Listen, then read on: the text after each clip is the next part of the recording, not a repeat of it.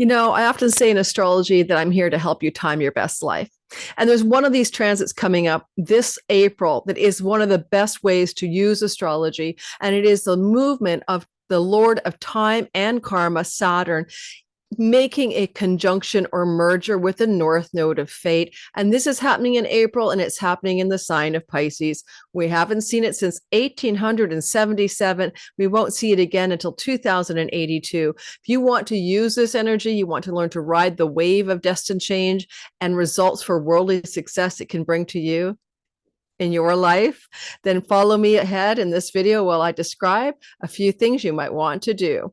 Now, one thing I will say depends on if you're using what we call the mean node or the true node of fate or North Node of fate. And so therefore, this is also accurately happening on April 14th and April 21st using both tools. That said, it's really the energy of something that I can say is prevailing through all of April and resets our lives for the next 11 years. And it is indeed once in a lifetime. So let's dive into how to use this, what it might mean for your sign. Today, when you're listening, listen for your rising sign. It's probably for many people the most accurate. Your rising sign is your character in the game of life. It's you stepping into the playing field, right? All the world's a stage and we're mere players upon it. And that's your character on life's stage. And often we look at our lives and we see that circumstances arise, changes happen, and we're not always in charge. In fact, if we're ever in charge, and that rising sign identity is the character playing out the script it was born to play, whereas the sun is the script character player. It's the actor playing the character. So your sun, your soul, your deepest essence can be the solar energy and often pertains to matters of purpose and career when we look at the chart as if the sun was in the first house. Whereas your moon sign may connect you to how you feel about life's unfoldings, what your mind and your emotions are telling you, but also can connect to domicile and matters of home. So therefore, today, at least start off by listening to your rising sign. If you don't know your rising sign, I have a free tutorial, how to cast your chart in whole sign houses. It's in my description box. And in that tutorial, you'll also learn how to find your rising sign. You will need a birth time in order to do that. If you don't know a birth time, there are many astrologers who will rectify your birth chart and you can get a rectification in order to find that. Sometimes I send people to Patrick Watson Astrology. So this is a story today about the next 11 years of your life. So what I want you to take from today's session is understanding it's like a ship on the ocean, in the Pisces Ocean, is going to head in a destined direction for you to attempt to bring worldly success. Worldly success is what Rahu or the North Node is all about. It is all of the perks in the matrix, the wealth, the fame, the money, the good life, right? The things we strive for at the expense often of our soul, which is the South Node, K2, which is their deep spiritual wisdom in that South Node, in that tail, in that pooping out butt of the tail of the serpent. You see, Rahu is the hungry mouth of the serpent. And then there is literally the pooping excrement of the South Node. Well, you have to release, surrender, and let go in life. It's a big part of what life teaches us. But we can also say without striving, without leading into, without attempting to create some desire fulfillment, North Node will bring you there, then life isn't a game anymore. It's just a resting space. So it's a polarity between the letting go and the achieving, striving. And so where the North Node is with Saturn co-joining is a cycle every 11 years of new worldly success and striving to make real gains, Saturn, over time, Saturn, in fated and destined ways, Saturn and North Node. So it's a prescription. And there's always a warning label on every prescription, right? Every time you take a pill or you take, or watch an ad for a pharmaceutical and, little side note, right? May cause death, brain damage, irrecoverable skin rashes. There's always some stupid disclaimer that makes you not want to take any kind of drug. Well, the drug, the intoxicating head of the serpent with Saturn, worldly success over time, with authority and mastery, Saturn, is wonderful, but don't lose your soul along the way. And so the warning label and the fine print here is also attend to the messages of where the South Node sits, which is in Virgo. as this conjunction happens. It will always be the remedy for when things go out of control, when you're over striving and you lose your way. You'll look to the South Node for the remedy. So I'll talk about the remedy for you as well. This is not going to be very much about world astrology. This is too important. I want you guys to learn something from it. But I will say a little bit about the world astrology in terms of what this is most like, what this is like, what happened the last time this happened, right? And I'll also show you the cycles in a chart. And so if you're new here, welcome. My name is Lori Lothian. I am using the Western Tropical Zodiac, whole sign houses. And of course, if you know my channel, I'm often bringing in minor asteroids and fixed stars. And today we're also going to talk about the Sabian symbol, and we'll bring a little bit into the asteroid story, the asteroid Juno, who is in a relationship to the sky that's very important as these two planets come together. If you're new here too, and you want to become a part of my channel by liking and subscribing, I'd love to have you. And welcome back, regulars. I have a lot going on. I have my Substack down below. Go check it out. I'm writing about Pluto, and I'm doing a weekly audio podcast there. I have my Patreon community where we have up to three Zoom meetings. They're small. They're intimate with me. You're learning astrology. We're teaching. We're doing Q&As. And you can also join me. It's only $5 a month for the lowest tier. And you can also join me, of course, on my there's another place to meet me, and I can't remember where it is. Okay, well, you got the gist of it. Substack, Patreon, my Cosmic Moonshine newsletter, where I hold contests for free reading giveaways and more. And only when you're a member of my Cosmic Moonshine newsletter will you even know that there's a contest coming. I'm getting a new computer after I get out of the shadow of Mercury retrograde. But it always is looking smudgy lately, and I don't know what's going on with my camera. But I know someone said take your filter off. It's not a filter. It's a dark lit room sometimes, and then this is just could be like a fingerprint on my camera. That's better. I'm less smudgy. Okay, that was my sock. All right. Get ready to take a couple screenshots. All right. I'm going to show you the sky in terms of the cycle. We'll talk about 1877 and what happened with the Rutherford election and what kind of a 4-year term he held, because he was elected. Literally, he was the confirmation of a very contested election between Tilden and Rutherford. The 19th president of the United States was happening just as the North Node came together with Saturn in 1877. It tells us a lot about the next 4-year term of Donald Trump, because we'll see parallels. And then we're going to move into the all signs portion. We'll probably be here for at least 90 minutes today if you're trying to time this in a live premiere. And if you are watching the live premiere, hit the like button and subscribe. People keep asking me about getting a reading with me. I'll open limited spots on my calendar, maybe June and July. Then I'll be off for August for holidays, and I'm traveling Europe in September. Intermittently, I open spots. If you're on my Cosmic Moonshine newsletter or my Patreon community, you'll know when those spots are open. Otherwise, I am doing far less readings than I have been doing. I have to write a book and many other things. Okay, so let's get started. I'm getting some jiggy internet, so if I cut out, I'm sorry. I just keep seeing myself freeze here. Whew, let's talk. I want you to take a screenshot of something because it's handy, and I want you to use this as a guidepost because I want you to look back at your life in order to look forward. This could be very helpful for archaeologically, digging into your past to look for the trends and how this worked for you before. I like to look backwards because it helps me understand things a little bit more deeply about why my life went the way it went. And, I'm very much about, there is a divine script here, and we don't have a lot of maneuvering room around that. But that aside, we can be usefully connected to moving in flow with the sky. So you'll notice here, therefore, when you look down this chart, you're seeing Saturn North Node conjunctions in various signs. You'll see that in 1968, they co-joined in Aries at 17 degrees. I would have been 6 years old then. Okay. So I could make a story about the life of 6-year-old Lori at about 11 years. Lori 6 to 15, and say, what was Lori doing? Because, I can't do math. I'm so bad at that. Lori from 6 to 17 years old was under the spell of this reset button of the Lord of Time and Karma in the sign of Aries, which is a sign of my sun and moon, but also represents education in my Aquarius first house. And I'm Aquarius rising. I'm a sun in Aries. That means this is Lori in school because the third house represents elementary and high school. What did it mean for me at a practical level from 6 years old? I was striving from 6 to 17 to be an A student and have worldly success with my teachers and my grades. And I accomplished that. I was indeed an A student. I didn't start out that way at 6. It took me to about 9 or 10 to begin to get my energy up fully. But I began to be motivated to be academically successful. And then at 17, when this energy gave way to the next story, by the way, I became a party girl in high school, and then my grades started to drop, and I barely pulled myself out of a tailspin as the motivating force of my worldly success in school became less and less important to me. Now, you'll notice that in 1979, we moved into the sign of Virgo, and Virgo is a very different energy than Aries. It's about the priestess, and it's not so bold. And, if I look at my Aquarius rising chart and I say, well, what part of that chart is all about the Virgo narrative that happened here in July of 79?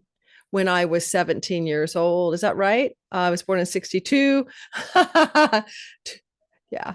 2 from 9 is 7. I was 17.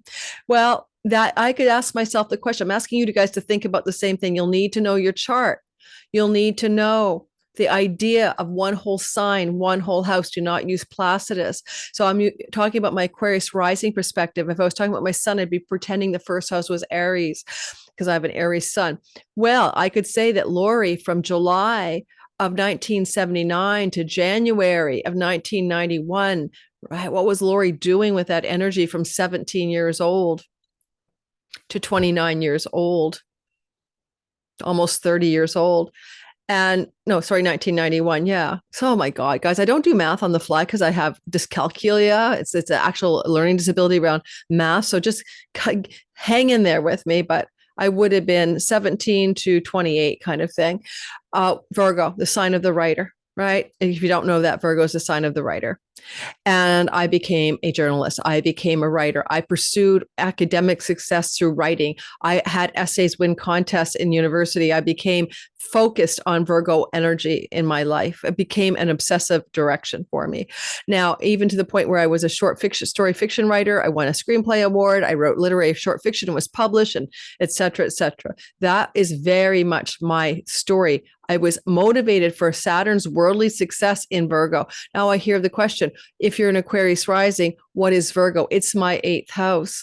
8th house is not necessarily what you call a writing house, but it's a deeply karmic house. And I must have karmic contracts, because not only did I move into writing Virgo, but my Mercury is in the 3rd house of writing. So you always have to look at the dispositor or the ruling planet and see where it is. So when I was in my academic success story here, the 3rd house, my sun and moon are in the house of elementary and high school, my 3rd house. Next, I'm just giving me so you can try this yourself. You can try to parse the story. Hindsight is 2020, but it's useful. In 1991, we moved into Saturn, co-joining the North Node at 28 degrees of Capricorn. Capricorn is about wealth and building resources and about climbing that mountain and stamina and success over time. Capricorn is resourceful. In 1991 to 2002, that energy was activated for you in the whole sign, one of 12 pie slices of your chart that is called Capricorn. And from there, you can make sense of it. Now, for someone like an Aquarius rising, Capricorn is a very difficult place. It's a 12th house. It's moksha, spiritual liberation, addictions, self-undoing. I'm trying to come up with other good things to say about it. It's a place where we investigate our soul. We go under the surface, under the roof, under the hood of our car to look at what's really there. So this is 1991 to 2002. That was a very quiet period in my life in terms of career. I wasn't motivated to have worldly success or career success at all. I was busy raising my child. I was busy trying to figure out, what I wanted to really do next. But one thing I did do in that window of time for me was I moved into a career path of doing psychic readings and talking to dead people. And you're probably wondering why I would do that. Well, because the 12th house is in a trine to the 8th house and opens up those paranormal occult abilities and supernatural superpowers. So that's exactly how that went. But it was a low key, under the table, side hustle. It wasn't a massive deal in my life. I also was doing remote viewing at that time as well, from the fallout from the Stargate people.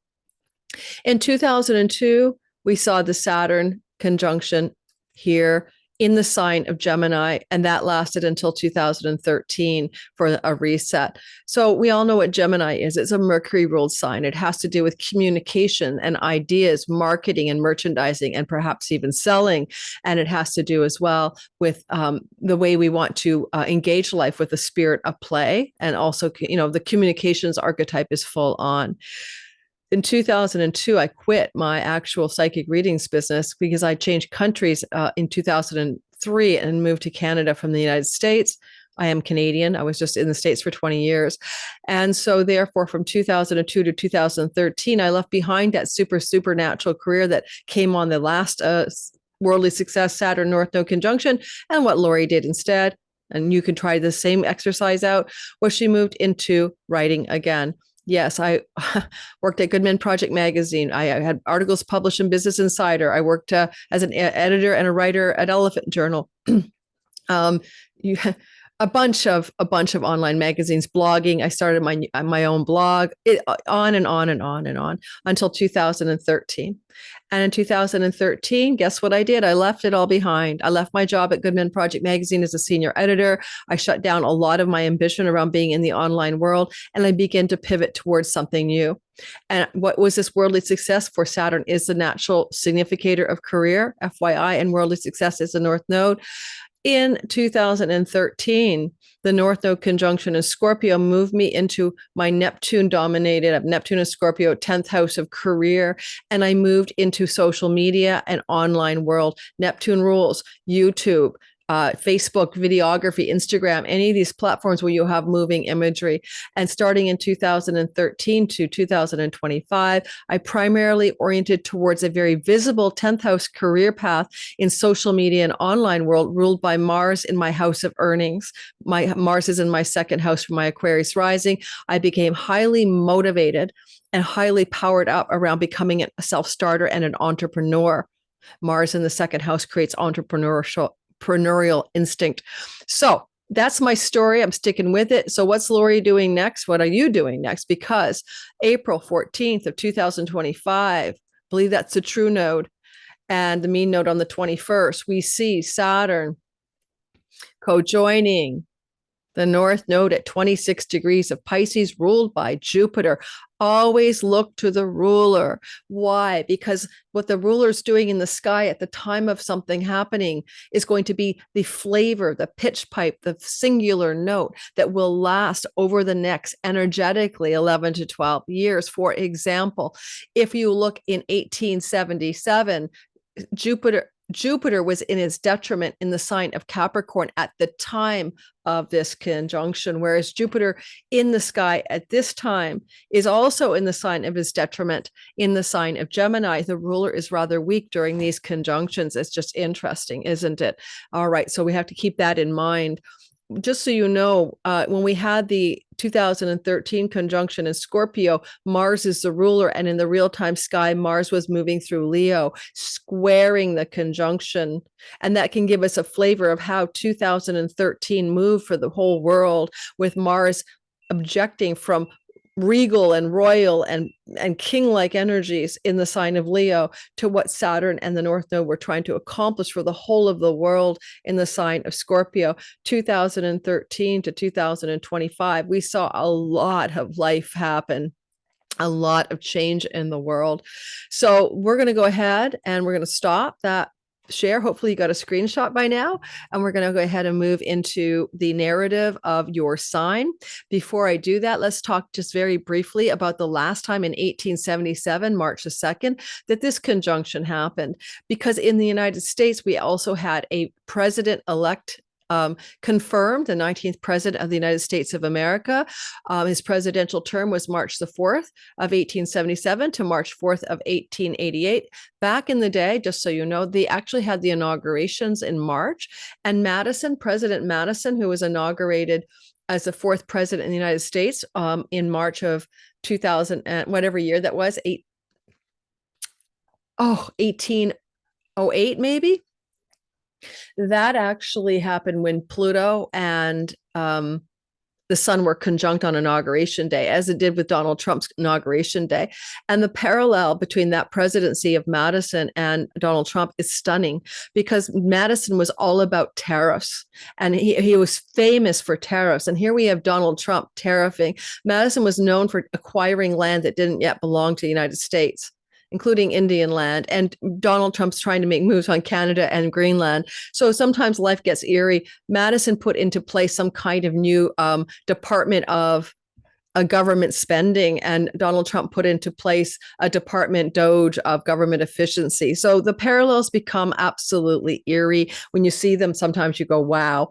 So this is interesting to say that the Republican president of the United States, which his name is Rutherford B. Hayes, came into power on this Pisces eclipse, Pisces conjunction of the North Node and Saturn.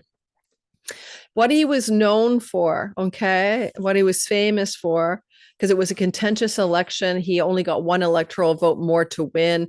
He lost against a guy named Tilden. But what he became known for was the following things. He oversaw the end of the Reconstruction of the South after the Civil War. And he also began efforts to create civil service reform. And he attempted to reconcile the divisions that were left over between the South and the North after the Civil War. And he also created a meritocratic government in which people were allowed to be in power based on merit and equal treatment without regard to race. And so there was also a focus on improving this educational system.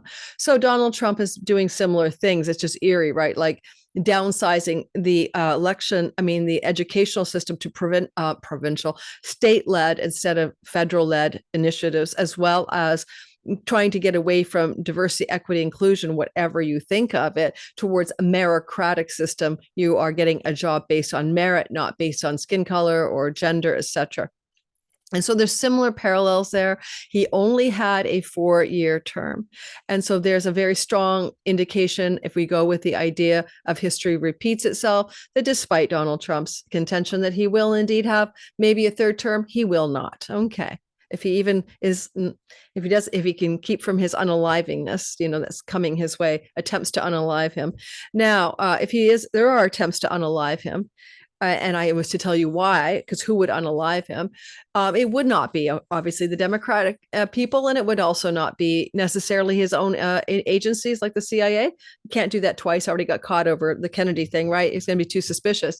But it could still be intelligence agencies working to create a situation that it looks like a foreign hostile nation caused the unaliving in order to precipitate a war. And so which places where were the war drums beat? Well, Iran. So if there's an unaliving of Trump, it will look like an attempt to frame it as the evil, rotten enemy in Iran is responsible for the unaliving of the president of the United States. If that comes up, don't buy it, please. Just like when I lived in the United States and I had my neighbor friends, one of my girls' best friends, NSA, another one CIA, guy, the CIA, basically telling me there were no weapons of mass destruction and they were about to quit their civil service careers in the intelligence agencies. And these were high powered people up in high levels of their agencies, CIA and NSA. And I knew well before you guys knew, before the world knew, because they told me.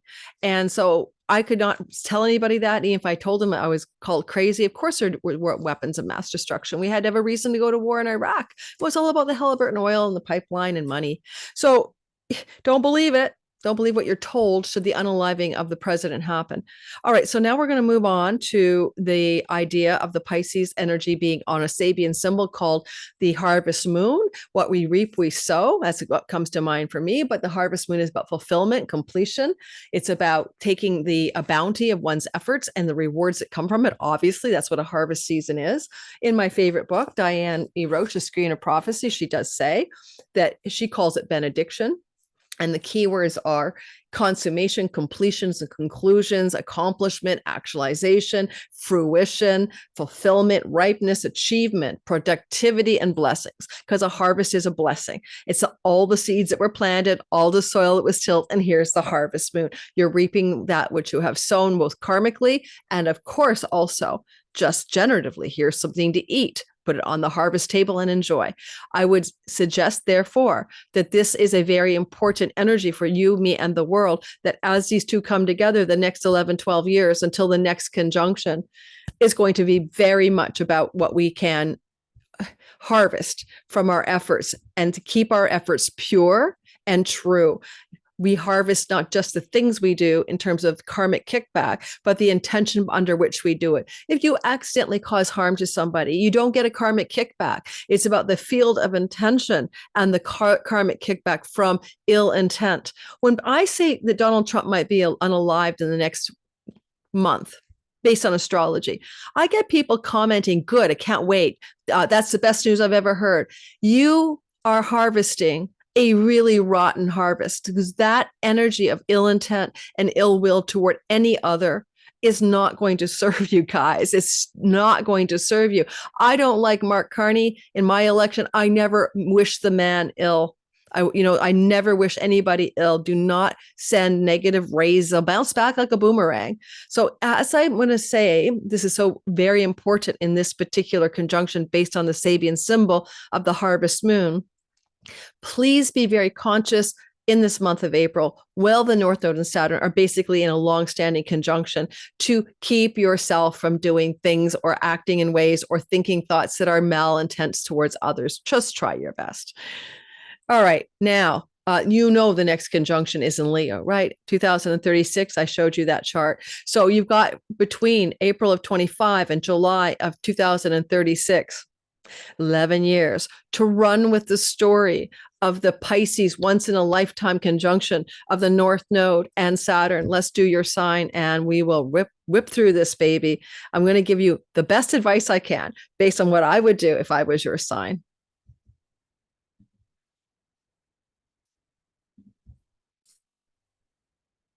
I almost buried the lead. I almost forgot to mention that we have Abundantia, the cornucopia of plenty, with the Sabian symbol of the harvest moon on this conjunction. So if there's anything I want to get across is, what does abundance mean to you? Because in your chart, this is going to be one of those things when you can be very abundant, very fruitful, very plentiful from this destined intersection of worldly success over time, over endurance, over persistence, Saturn. And also Saturn is also about karma as well as career. So we're going to pick that Pisces part of your sky for this glow up. Are you ready for the challenge? I am. We also have Hercules, the 12 labors. Yes, you have to labor for that abundance, but that's exciting. So I'll show you the sky. Remember, it depends on mean or true node. My software, I believe, is using the mean node. And so it's going to be April 21st. And if you're using the true node on the 14th, okay, it's on the 14th. It doesn't really matter. I'm recording this video for you on April the 8th. I'm putting it out on the 11th because I want you to ride the wave of this. It's really in play all of April. And so don't get fixated on the exact date. It doesn't really matter. Now, it doesn't change the degree, which is 26 degrees of Pisces, whether we're on the 14th or we're on the 21st. Now, in this sky, you'll see, just because I'm about to start, what I'm talking about. There's Abundantia, the horn of plenty. The cornucopia is what it sounds like: abundance, fruitfulness, and plenty. There's Hercules and Venus. Venus is also here, midwiving this into being, which is very blessed. She's exalted. This is about achieving what you want, to what you desire, what brings you joy and pleasure, what brings you the good things of life, but also you must work for it. Hercules had 12 labors. He had to redeem himself because he accidentally killed his entire family. So his redemptive 12 labors, and then he got to be immortal, are part of the ancient story. Where do you have to labor in a redemptive way? You're redeeming yourself by the labor you do, with exalted Venus saying that you desire to do and that you enjoy, and that of rarefied energy, transcendent energy. Venus and Pisces in a man's chart will mean you're going to get a celibate marriage. Honestly, it's the only place that Venus is not like, let's F around all day. Let's just, romp. Let's do the orgy. Let's drink too much and let's overdo it. No, she's almost like sort of crazy ass nun like here. She wants love and beauty and harmony and peace in a rarefied, ethereal, highly spiritual way. So, but she is still the energetic of desire and what we wish to bring into our lives that we desire through hard work that brings abundance and a plenitude of what we want. So an abundance of our desires being fulfilled in this energy. Are you guys ready for an abundance of your desires to be fulfilled? I would say so, right? So just for my guy, I'm going to say this. In April of 2025, we have a conjunction not seen since 1877, once in a lifetime union of the North Node with Saturn, time and karma, co-joining Abundantia and Hercules, hard at labor, working for you what you want, harvesting the abundance and plenitude of this conjunction in the Pisces sky with the idea that this will be fulfilled over the next 11 years. Use this energy to move in alignment with what you truly desire that you can achieve and fulfill over the next 11 years. And I'll go into this video and do a lot more detail for your sign, but understand it's a once in a lifetime Pisces glow up. It will last for 11 years in that sign, which is one of 12 pie slices in your natal chart. All right, that's enough of that. That was just for my video guy. And we're going to go back. It's simpler if I give him like these little snippets so that he can cut them for the shorts than if I have him go searching and digging for it. Okay, moving back into the story. I'm sorry, guys, I'm going to pull it up and we're rolling with Aries. I'm one of you, sun, moon, and rising. This is so powerful. I wonder if I'm going to grab an oracle card plus my astrology for each sign. This might be a 2-hour video actually at this point, but it's too important to let it languish. I'm going to grab my one of my decks. Give me a minute. And I got my pajamas on here. You guys will laugh at me, right? Yeah, like be a real person here. It's more comfy to work in my pajamas in my living room than it is to get all my jeans when I don't need to wear jeans in my living room. So you just saw my pink pajama bottoms, but I'm fully dressed on top. All right, so we're going to use the Kyle Gray Angels and Ancestors deck just for fun, and we're going to give everybody a card as well. It's for the energy of the next 11 years where you can have worldly success and achievement of desires through hard work and receive abundance because of it. And abundance doesn't have to be financial. It can be an abundance of love, etc. All right, so Aries, Sun, Moon, and Rising sign. Let's begin. Aries, you are somebody who is experiencing this once in a lifetime, energetic in your 12th house of your spiritual life. Anyone? You want to meet God? You on the road to Tarsus, Saul on the road to yeah, whatever, Tarsus, illumination, spiritual awakening for sure with an exalted Venus here, and also cornucopia of abundance. What kind of abundance? The spiritual abundance is not too bad, right? You and God are copacetic, talking daily. You feel really at peace and surrendered in life. You understand, the deeper nature of your true self. But if you're not going to go all the way down the ashram rabbit hole, and this could be great for meeting a spiritual wisdom holder who is female and studying under a female tradition of spiritual awakening, then you could look at it like abundance from far off foreign lands and shores, distant places. That can be like you make money all over the world with digital income, and you're going to be extremely successful if that's something you aspire to do. It can mean that you're going to have a great abundance and success by journeying to distant shores. And maybe in this kind of a chart, even some of you, we move to a distant shore, because when we have the mean node or the, April 14th indicator, we still have Mars in the 4th house. I kind of like to do it that way only because I think that might be a bit more of an accurate delineation. So I'm going to go back a week just for every sign and use the Mars still in the 4th house as this builds up. Give me a minute. Okay, I think it might be a bit more accurate, April 14th, because of Mars's position still in Cancer. And we'll get you back up, Aries, not to worry. Because I can see moving abroad or changing your home as this conjunction is emerging. And I know you're going to say it's not perfect. Yes, but it is actually okay on the 14th as well. It's just mean. I'm on the mean node, not the true node. I think that's software setting here. So you can sort of go, all right, April 14th, and it's also happening all of April. You have a kind of a potential initiation of worldly success and abundance because you are also traveling from home or moving your home or changing your home to a distant shore. Just keep that in mind. I talked earlier about Juno. Juno will be moving into Scorpio just literally 2 or 3 days after this conjunction. And it makes me wonder if you might also want to partner with others for worldly success over the course of the next 11 years so that you can increase your financial net worth by using the alliance of others around money, including shared marital resources being really good for you. If any of you are thinking that you're going it alone, it could also indicate that your prosperity may be abundantly increased by being in a marital union and co-creating an abundant life with another person. If you're single, it's not a promise, but it's a suggestion. So in other words, if you think you have to keep your money separate from a partner or a spouse, that might not be the truth of it, because the retrograde Juno into Scorpio literally right away, right after this, is going to indicate that possibly you're better off by combining your resources, for example. Now, also for some of you, could indicate that your financial resources are sourced as well from business partnerships and alliances, putting yourself into alliances financially with other people in business matters, not just in love. Now, one thing I wanted to say is Jupiter is the lord of this conjunction, just like 1877. He's in detriment in Gemini, this time not Capricorn, but you are going to still benefit from his gaze. As Jupiter witnesses this 12th house, he might say like, well, I want to pull some money or spiritual or worldly success because of travel, because I'm journeying about, because I'm on the road. Jupiter in the third house can also say, we bring up the abundance because I'm teaching. Maybe you make money because you create courses or you're teaching stuff, or because you're learning a lot. And the more you learn, the more rich you become, more abundant you become. You may also find Jupiter in the third house means abundance connected to a sibling, siblings in general, sibling younger than you. And also abundance connected to extended family, nieces, nephews, uncles, etc. Some of this Jupiter in the third house, it often involves elementary and high school education.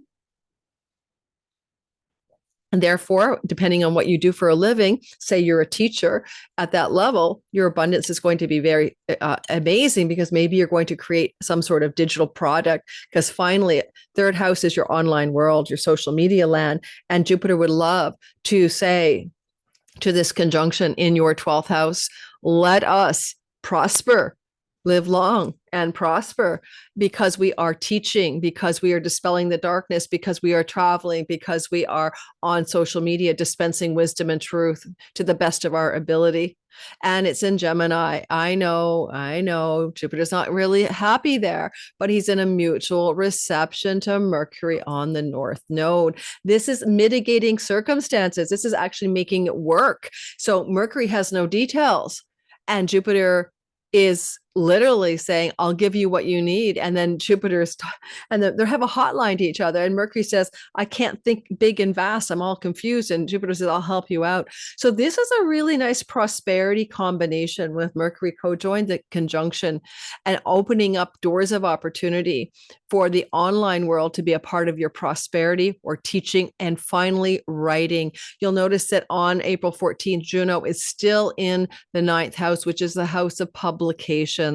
And so therefore you might also find that book publishing and writing and dispensing your information around the world is something that's very possible as a source of prosperity for you as an Aries. Now, I am a writer, and I'm sure I have an Aries sun and moon, so I pretend that that's in my first house here. But if you're not a writer, then you're just prospering, like, I don't know, aunts, uncles, cousins, nieces, nephews can be supportive and super helpful for the abundance you're here to receive and the prosperity and the worldly success. Finally, remember how I said you want to be careful not to lose your head? North Node is ravenously hungry.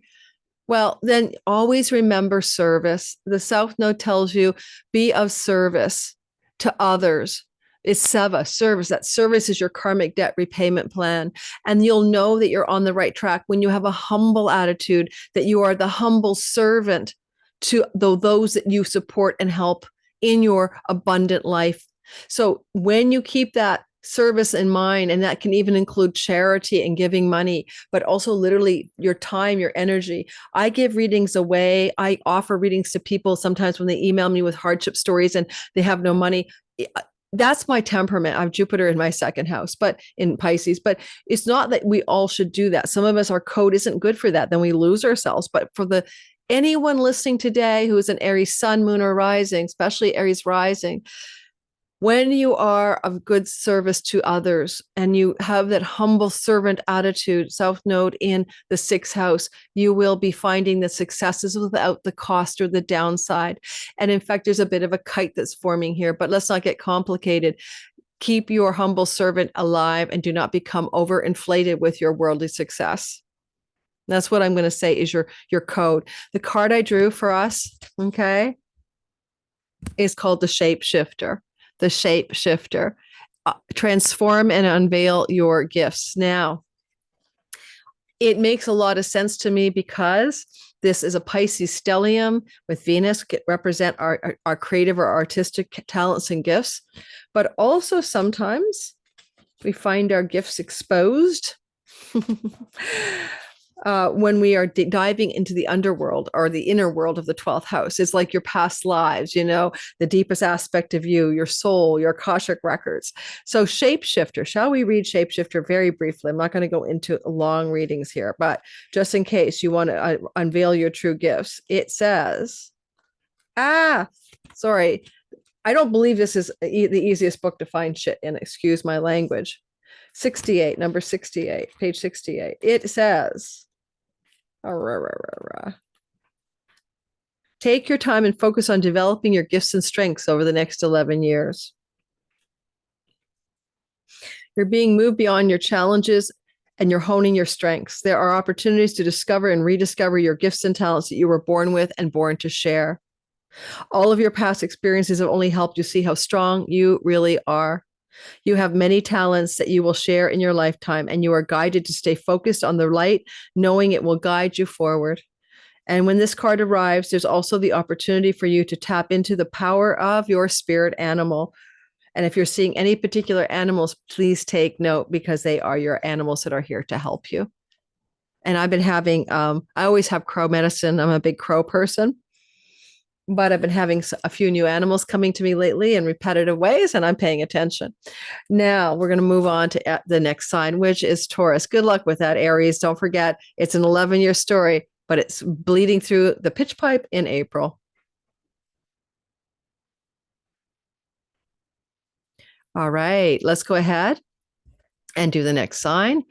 And that's going to be the sign of Taurus. I just had the absolute most intense hunger pang that I've ever had. So I'm going to go 2 more signs and grab a sandwich and come back. Okay, so yes, I've been fasting. Not meaning to. I got food poisoning and then all that took a while. All right, so Taurus, sun, moon, and rising sign. Let's talk about the idea that you have an 11-year cycle to reset your life. Please go watch the intro when I talk about the cycles before this so you can compare notes. Please do that. It might be really useful. The last cycle was an 11-year reset. In Scorpio, your 7th house of committed long-term love stories, marriage, major shifts there in the last 11, 12-year cycle, which began in 2013. Now you're setting a new course, and this is in your 11th house of good spirit. This is a very beautiful place of your long-range goals, dreams, and wishes. And it also can bring incredible career gains here. Success, prosperity, recognition, celebrity, financial gains from your 10th house of career. In this regard, you're going to amplify your worldly success for sure, because it is a worldly success house. And you may also find that over the next 11 years, destined new friendships emerge and groups of belonging. And so therefore, your social crew, your social circles can increase or shift dramatically. And so you might find that there's a destined new chosen tribe that you're headed to encounter over the next 11 years. I want to also mention that the Horn of Plenty and the hardworking Hercules is here. And as we move closer to the 21st, Hercules is even closer to this conjunction. It's about putting in the labor, the effort, the redemptive hard work so that your Venusian higher exalted desires may be made manifest in the 11th house, where we have windfalls and pennies from heaven and karmic rewards coming to you. I can't see the downside here, but it may radically transform your own goals in life. If you've always had certain dreams and visions of what your life was meant to be for, what you wish to aspire to, you're going to reinvent them. There's nothing like it here. You've never lived through this new reset button in this part of the sky, first in a lifetime, once in a lifetime change. You could say that you will not recognize your goals and your career and your friendship groups. You won't recognize yourself in those areas of your life as you get to the end of this cycle 11 years from now. But it does require the hard work, and that's important to know. It's not just going to land in your lap like a lottery win. No, no, no. You're going to work for it. You're going to labor for it, but it brings prosperity, abundance, and an abundance of friendships as well. Now, you might notice that as this conjunction is taking hold, that we see some support here from Uranus, which I probably should have mentioned for the other sign as well, but he's kind of a bit behind the scenes, Saturn and North Node are like, it's still an orb. So you're going to reinvent yourself. You're not going to see yourself the same way. The first house energetic is having major freedom and liberation. It's not a whole new world. It's a whole new you, because your goals and dreams are changing and you are changing as well. It's chicken and egg. Do you change and then your goals change? Do your values change? Your sense of self changes and then your goals change, or do your goals change and then you see yourself anew? But it's major energy, and you're not going to be the same person after this. There's no doubt about it. Having this Jupiter witnessing the story, by the way, from the second house is about financial prosperity. So abundance in the money earning savings part of your life, but not from a lottery win, through a career path. This is going to be through your career and work energies that this is going to occur most likely. And you're baking in the idea of a mutual reception that Jupiter says to Mercury, we got this. Okay, we're going to work as a tag team with each other.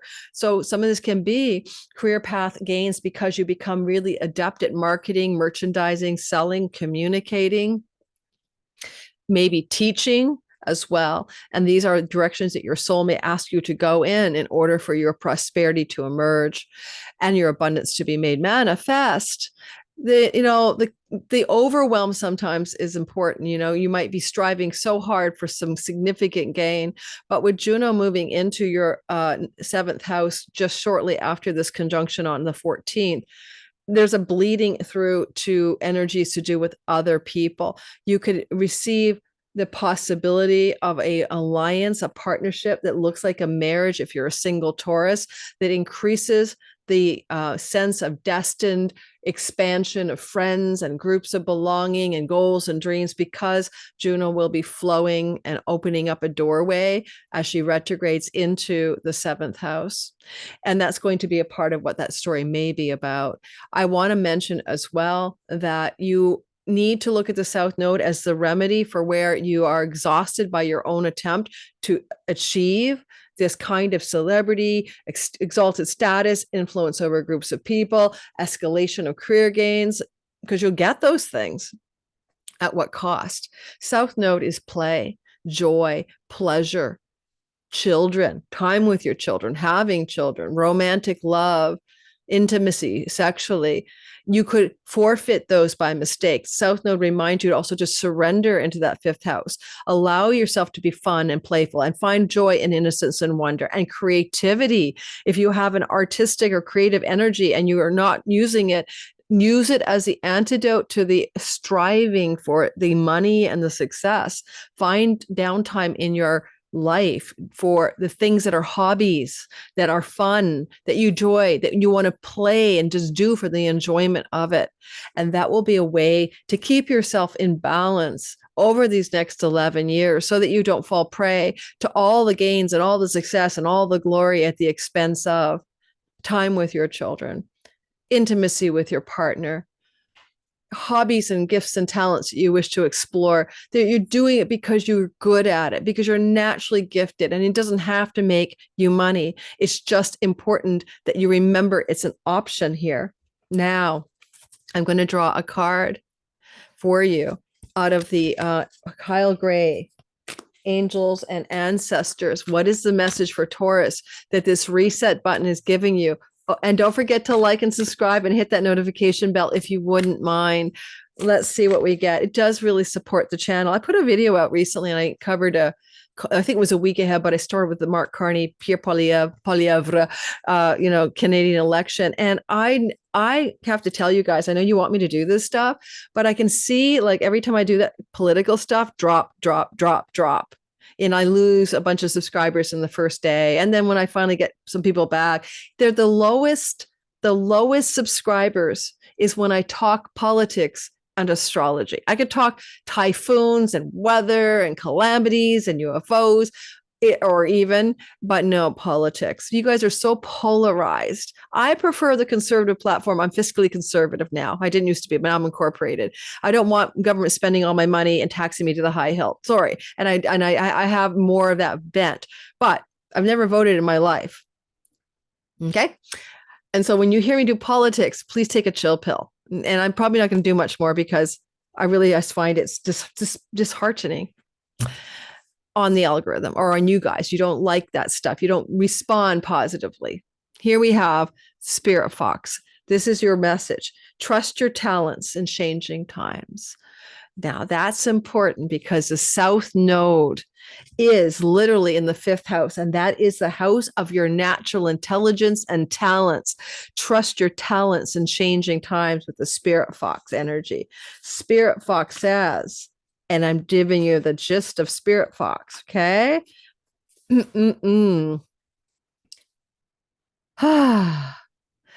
Energies around you are changing. It may not always be comfortable, but you're equipped with everything you need to survive this shift. You are being presented with opportunities to reach spaces that you've never encountered before. Yes, new dreams, hopes, and wishes as you reinvent yourself, guys, Uranus. And this can make you feel on edge, but be open to the shifts that are occurring over the next 11 years because they really are the answers to your prayers. The experience of being hunted or threatened is now behind you because, foxes are hunted. And you're invited to come out from your den and reveal your glory and your talents. Call upon the Spirit Fox medicine, to help you be seen for who you are and trust in your talents in order to be the best you that you can be in these changing times. Oh, I love that message. All right, I'll do one more sign and then I need a food break because I honestly think I haven't eaten now in 18 hours. Don't get all over me. I have always intermittent fasted, but this has been a grueling one because it's for food poisoning, not for the joy of fasting. And so I've been living on rice. Okay, moving on. I'm purging. All right. Whoo, can I get through without some food? I think I can do one more sign. Gemini, sun, moon, and rising sign. I have a progressed sun. I know you guys know that. Your progressed sun and ascendant are not as important as your natal placements, but they give secondary layers of meaning. Don't ask me how to do that. Take a class with me. So Gemini, sun, moon, and rising, first of all, we want to note that, the last cycle of change was in Scorpio. That was the 6th house. It may have changed your health protocols. It may have changed your work over 11 years, starting in 2013. It may have changed 11, 12 years. It may have changed things to do with your pets and pet situations with animals and debts. Okay, all of that stuff is done. Now you're resetting this next 11, 12 years. And please watch the intro to get more depth of understanding. You're resetting a cosmic hard work as Hercules, abundance and prosperity, your deepest desires at a rarefied high exaltation in your career space. Saturn, mastery, authority over time. North Node, worldly success, recognition, financial wellness. Mercury, messenger, communicator, inspirational. Mercury doesn't tell people how to, Mercury isn't doing a tabulation here. Mercury is very, I had a dream, Martin Luther King, kind of speech. I have a dream. Or that's not what you can do for your country, what your country can do for you. Those kinds of motivational messages are Mercury in Pisces. And he's also very much like spiritual, like, high, lofty, transcendent, spiritual, poetic energy.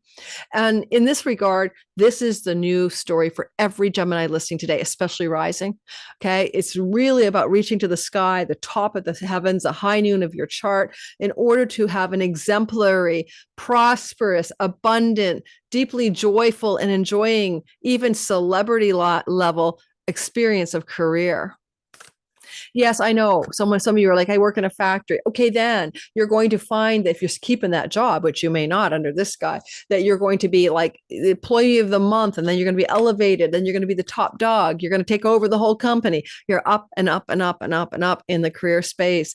Now, Saturn can retire people in the 10th house. Poor Kamala Harris. I knew it wasn't a good sign. The Saturn placement through her 10th house does not often award people positions of new authority in their career. So you could also say an exalted retirement is ahead of you, where you're really going to enjoy something in your life, and abundance and plenty and fulfillment and completion is here with Abundantia. But with Hercules, you don't just retire. If you do, you still have some labors that you wish to do for redemption, and there's still going to be work ahead for you, but it may be for pure enjoyment. I like the fact that Uranus is activating from the 12th house, and some of you are going to find some exciting wealth generated in rags to riches ways from foreign distant lands and shores, and it impacts the career, including digital income and revenue. And with Jupiter in witness mode from the first house, he's keeping you lucky, he's keeping you healthy, he's keeping you safe, he's keeping you wise and true. And he looks at that 10th house and he says, okay, it's happening in my house. I'm going to try my best to manage it, but I'm going to also make sure that this Gemini character feels lucky, stays healthy, is true and wise during all of this success, and he's in a mutual reception to Mercury, and this is very good. This is like Jupiter, who's missing the details, and Mercury, who's all fogged out in Pisces and can't see the details. And Jupiter always bites off more than he can chew, right? When he's in Gemini, he's like, I got it, I'm going to do everything.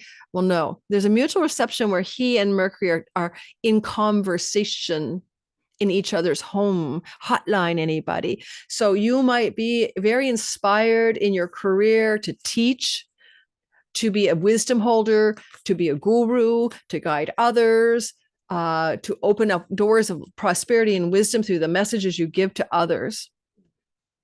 Now, one must always, and Juno. Well, Juno really slides into your 6th house. And so business partnerships are highlighted for you in the wake of this. And over the next few years, business partnerships can be extraordinarily useful. Don't go it alone. Hire people, work with others, get business partnerships if that's something you think you need.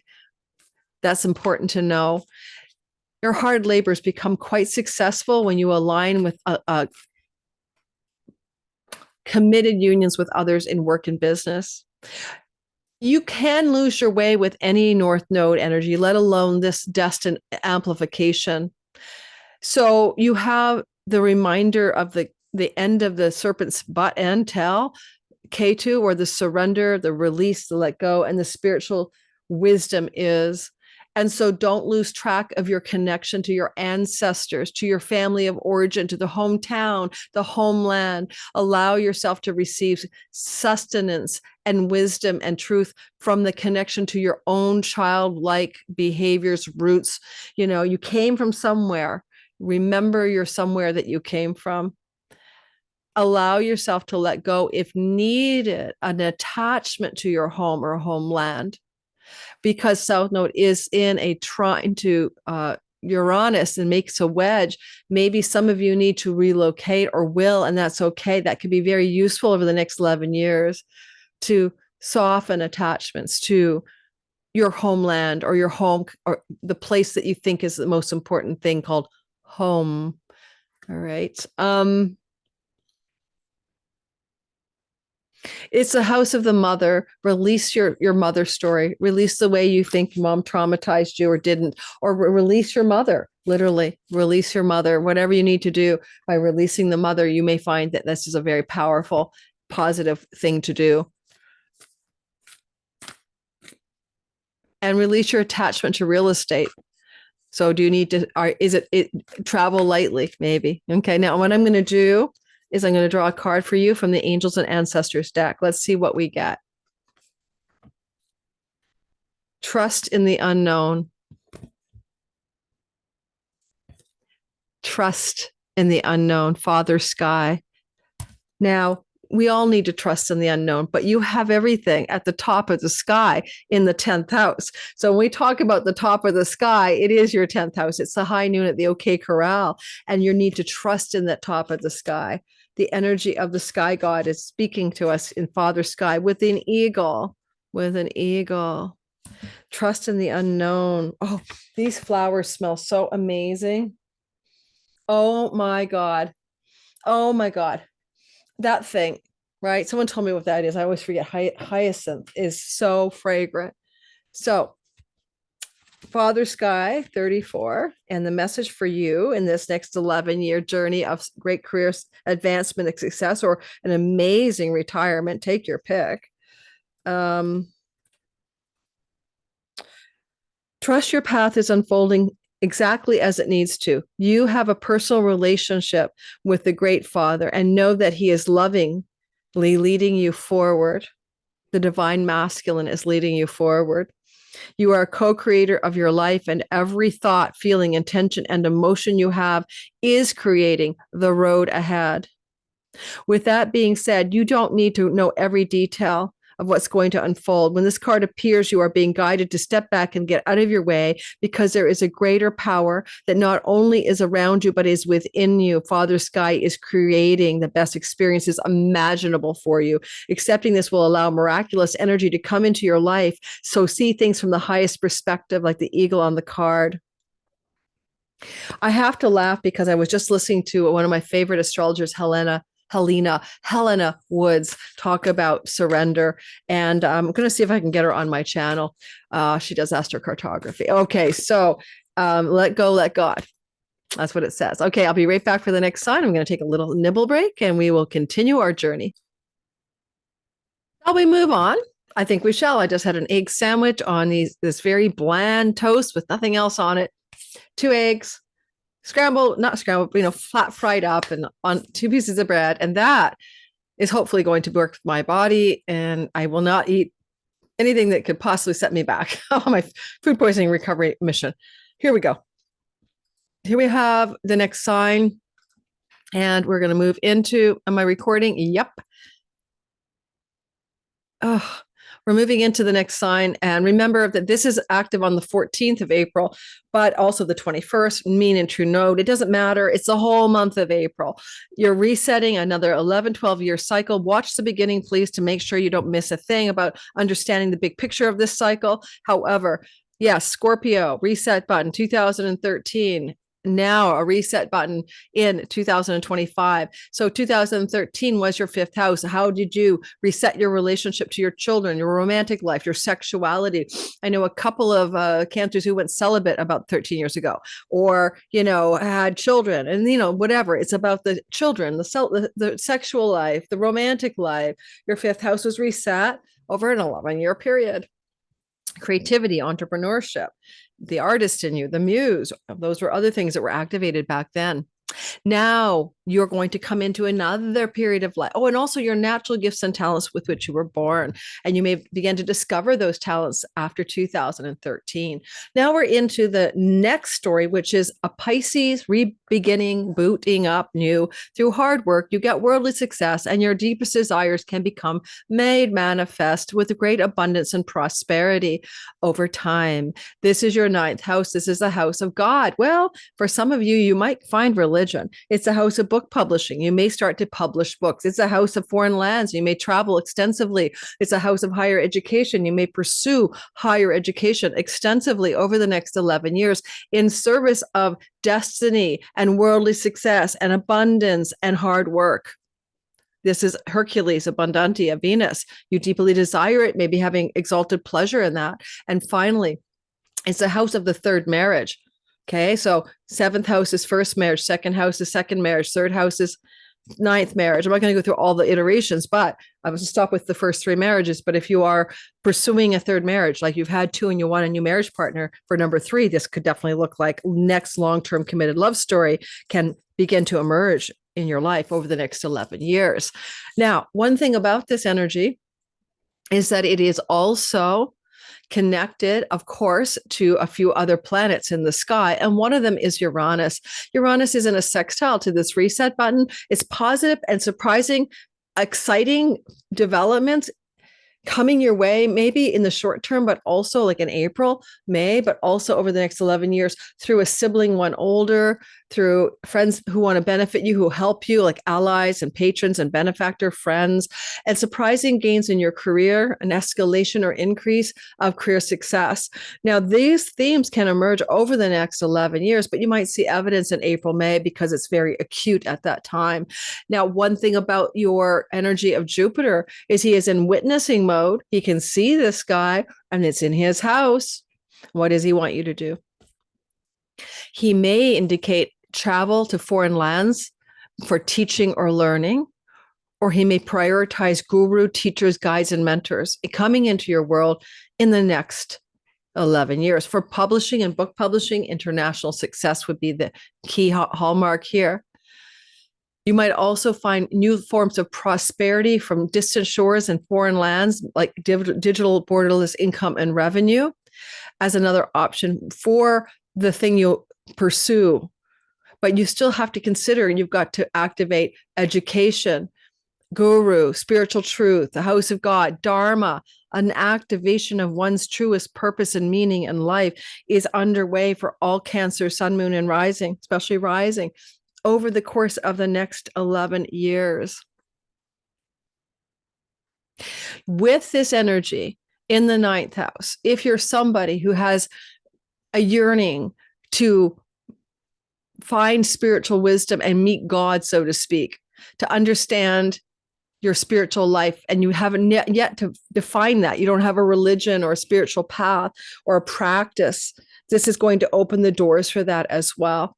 And you always wanted to get your doctorate, to go to school or finish school or go to higher education, you never have done it, or you're just about to do it, then it becomes a defining hallmark of your next 11 years. It could also be finding teachers and guides and mentors in some tradition, Saturn, that's going to serve you and create greater abundance in your life. With the energy here, okay, of Mars moving through your first house, you are making taking actions and decisions, right? Mars is witnessing this stuff, and you're taking actions and you're making decisions in life. You are the one with your grip on the action plan, right? Or the decision-making thing.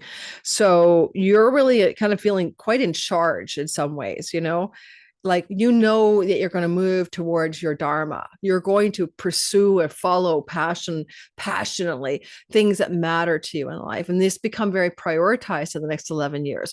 You're not going to go for the quick fix, the career that makes you money, but you don't enjoy it. That's not going to work, right? The Dharma house has been given a gift of awakening for first in a lifetime, once in a lifetime, and informs your next 11 years. So yes, you're going to enjoy this. I hope it's your story. With Juno sliding right into that fifth house and then trining this energy shortly after the conjunction, there may be some real new romantic stories emerging, with romantic love becoming committed and marriage-like, especially with Saturn ruling your seventh house of marriage. But if you are going to marry, you may marry somebody from a foreign country, foreign culture, foreign religion, or foreign language. Like there's going to be the foreigner, especially Rahu, who also means the outcast, but the foreigner. So you may end up in a very exalted, a prosperous, abundant love story here. I meant to say that Jupiter is in a mutual reception, and the mutual reception to Mercury is a powerhouse energy. And therefore, Mercury can be very guru-like, teacher-like, wise and knowledgeable, because he's taking cue from Jupiter's support. And Mercury can be a really good marketer and seller for international digital revenue.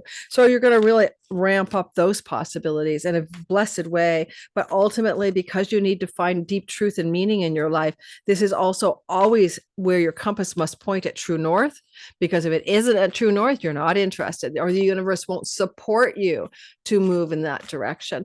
Where you need to be careful is to anchor yourself or dip your little toes into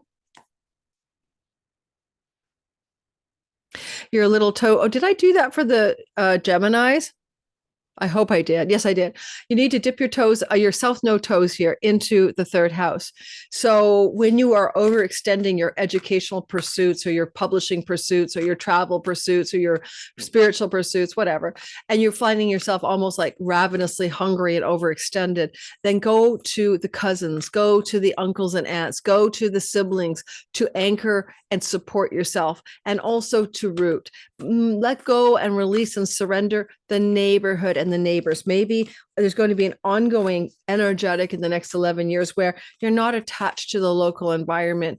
The neighbor and neighborhood stuff isn't your priority. You could take any neighborhood. Who cares where you live?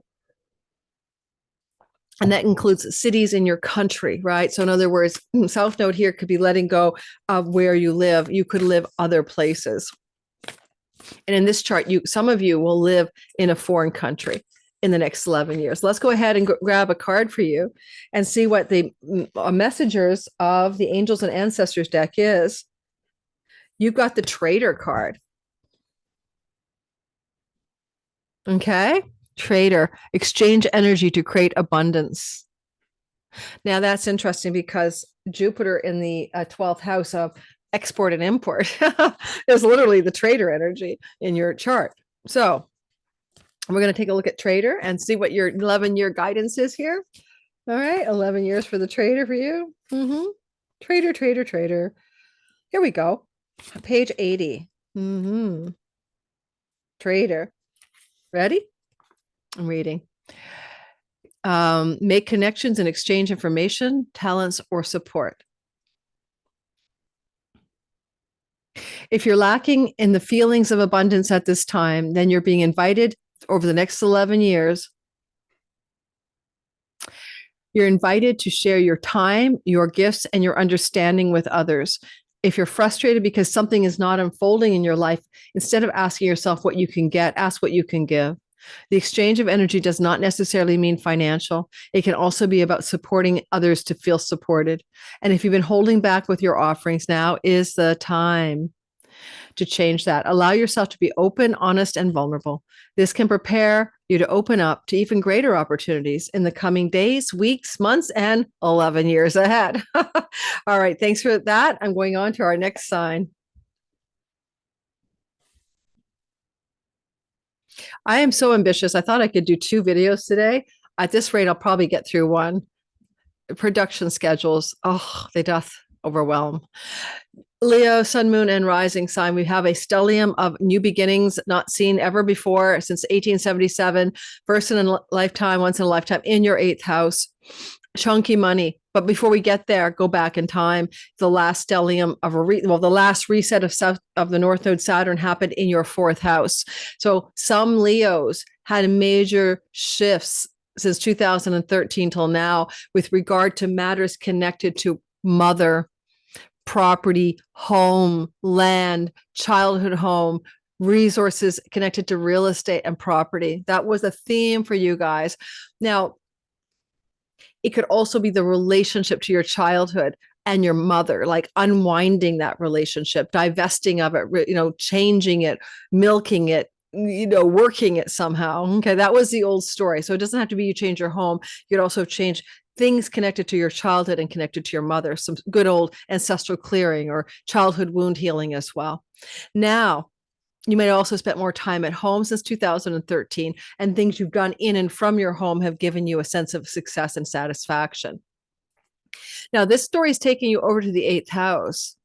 And the 8th house is a very profound spiritual moksha liberation, is to disidentify from the egoic I. You see, you can liberate in the 4th house, which is your last cycle since 2013, from the cultural mores and traditions of your culture, your society, and your family of origin, and bust out and be your own self and be the outcast, but feeling good about it. Going your own way, ditching the family stories. But now this is another level of awakening. The 8th house is like, I liberate from my finite and limited sense of egoic identity.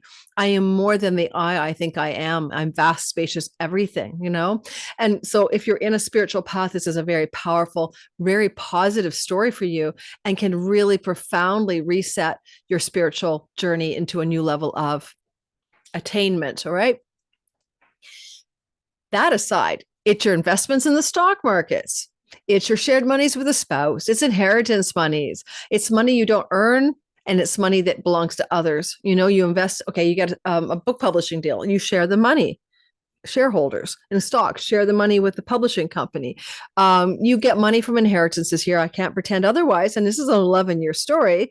And so over the next 11 years, there may be some of you who are going to get an inheritance, and you will be benefiting from a receipt of some money from the family system. But you may also just acquire more money because of investments, because of money you share with a spouse, riching yourselves up together, all of that. This is definitely abundance, perseverance, hard work over time equals financial increase. Without the hustle, without the hard work in the daily day wage earning ways.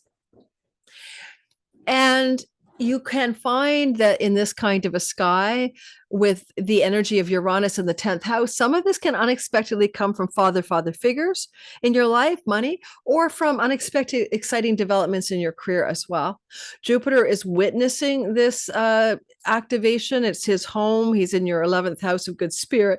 Your 11th house is a house of your career gains particularly, but also money or prosperity from friends or a sibling one older than you can also jolt you into some more financial wellness over the course of the next 11 years. And some of your dreams and goals and aspirations in your career are going to be quite profitable. One thing I can say with Mars in the 12th house, don't limit yourself to the local environment. Mars can also help you generate wealth because of digital income, borderless revenue, or money from offshore or far away distant places. And actually, with this energy, some of you may choose to move because you also can see the moon is in the 4th house. And there's this energy of, are you thinking maybe that one of the options is to move to a distant shore? Now, distant shore doesn't have to be another country, but a significant relocation can also be prosperous, including buying and selling of real estate in the next 11 years. Juno is going to slide into Scorpio. It's really good for prosperity connected to a real estate contract, whether you're going to buy or sell property. That's very auspicious for you. But also you could even say that with this energy, you could have prosperity through a marriage partner and their legacy wealth and money from their family of origin. For those of you who are single, this could indicate prosperity from a new relationship partner and their family's wealth. And you've got Saturn, ruler of the 7th house, that also speaks to that. When you get overwhelmed with the money stories, or by the way, the occult mysteries, let me go back into the 8th house. If you're not going to just get money there and it's not an either or, suddenly you're learning tarot, astrology, numerology, talking to the dad, human design. You've gone down the rabbit hole of the occult, the mysteries, the hidden knowledge and wisdom, and you're just really going for it in the next 11 years. Like there's nothing to stop you from becoming quite the purveyor of occult knowledge and wisdom. And in the mutual reception to Jupiter, learning from nothing but the best teachers and teachings. But I wanted to mention that the South Node is dipping into the 2nd house, and to restore balance, take care of your dietary style, what you ingest through your nose and mouth, especially with Mars in the 12th. The balance point here is to eliminate self-undoing through food style or addictions, and also caretake your health through the mechanism of, I call it food style, not diet. What is the food style that's going to most support you in this next 11 years ahead? Surrender, release, and let go of the need to earn money. Have a job. It sounds crazy, but maybe you'll have a spouse who's really wealthy, and it's okay for you to stop hustling for at least this 11 years. South Node in the 2nd house can do that.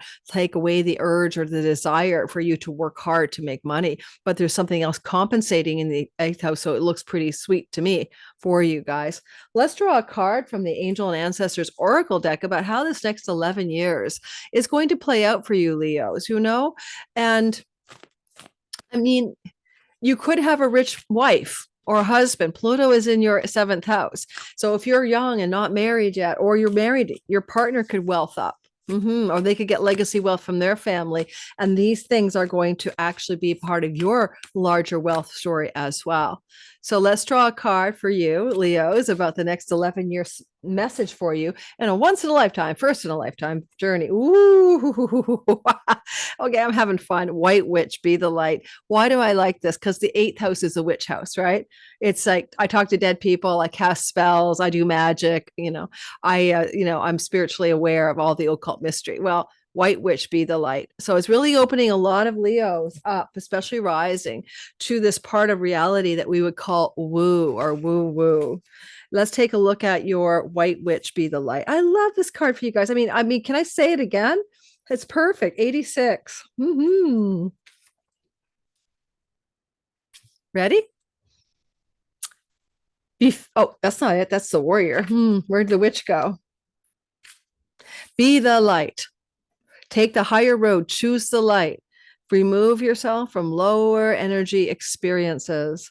No matter what's happening in and around you, you have a choice. Choose not to be pulled into dramas. Don't forget, there is an owl here. Wisdom. Don't get pulled into dramas, bickering, or energies that are going to just limit your joy.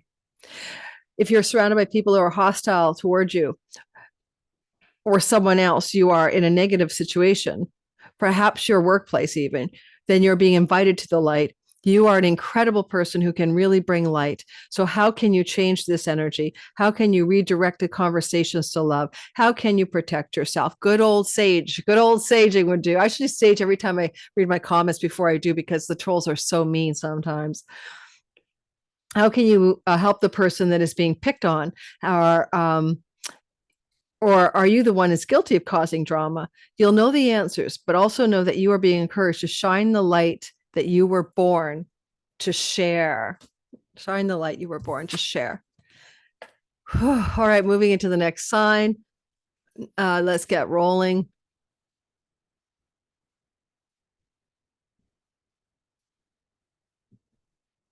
Oh, sorry, guys. Virgo, sun, moon, and rising sign. So once in a lifetime, not seen since 1877. 11-year reset of direction for worldly success is happening in your seventh house.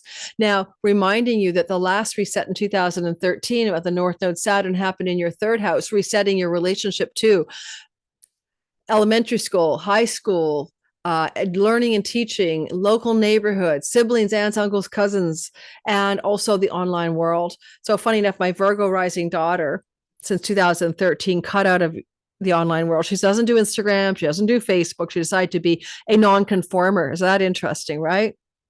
Because in 2013, she was only 14 years old, right? So it's amazing. But you can also say that she strove for worldly success in high school. Yes, she sure darn did. And she did all straight A's and stuff. So the ambition was there. North Node, high school, third house. So where are you, Virgos? Where were you? You market sell, you go online, you can be having a business energy here. So some of you may have really excelled. My Virgo rising real estate girlfriend really excelled in her top of her business over those years, 2013 to now. Now she's phasing down or out a bit. So it's all of that intensity for worldly success with the North Node and Saturn enduring and working hard over time that's complete for you and over for you now in the third house. Why is there somebody in my waiting room? I do not have anything planned. Always never fails to boggle my mind. So you could also look at this lastly, like intensity and focus behind you regarding siblings and extended family, right? They're all like your aunts, uncles, cousins. And that's no longer true. You're focused on your marriage.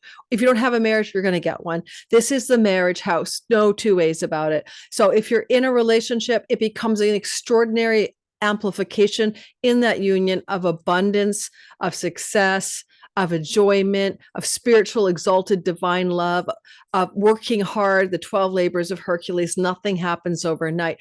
Your partner in love may go through this over the next 11 years where they work hard, become very wealthy and prosperous, that they achieve their exalted goals in worldly success and abundance. So it may not only be you. Your partner may also level up here. The union is a focus, though, and it could be a business partnership. Now, for those of you who cater to the public, 10th from the 10th house is the audience in the marketplace that you reach to in your work. This is going to expand, grow, and bring great, great success for you. It's also noted that Jupiter is the ruler of this in your 10th house. So this is very also good for that career, reaching the audience, the marketplace, and the public.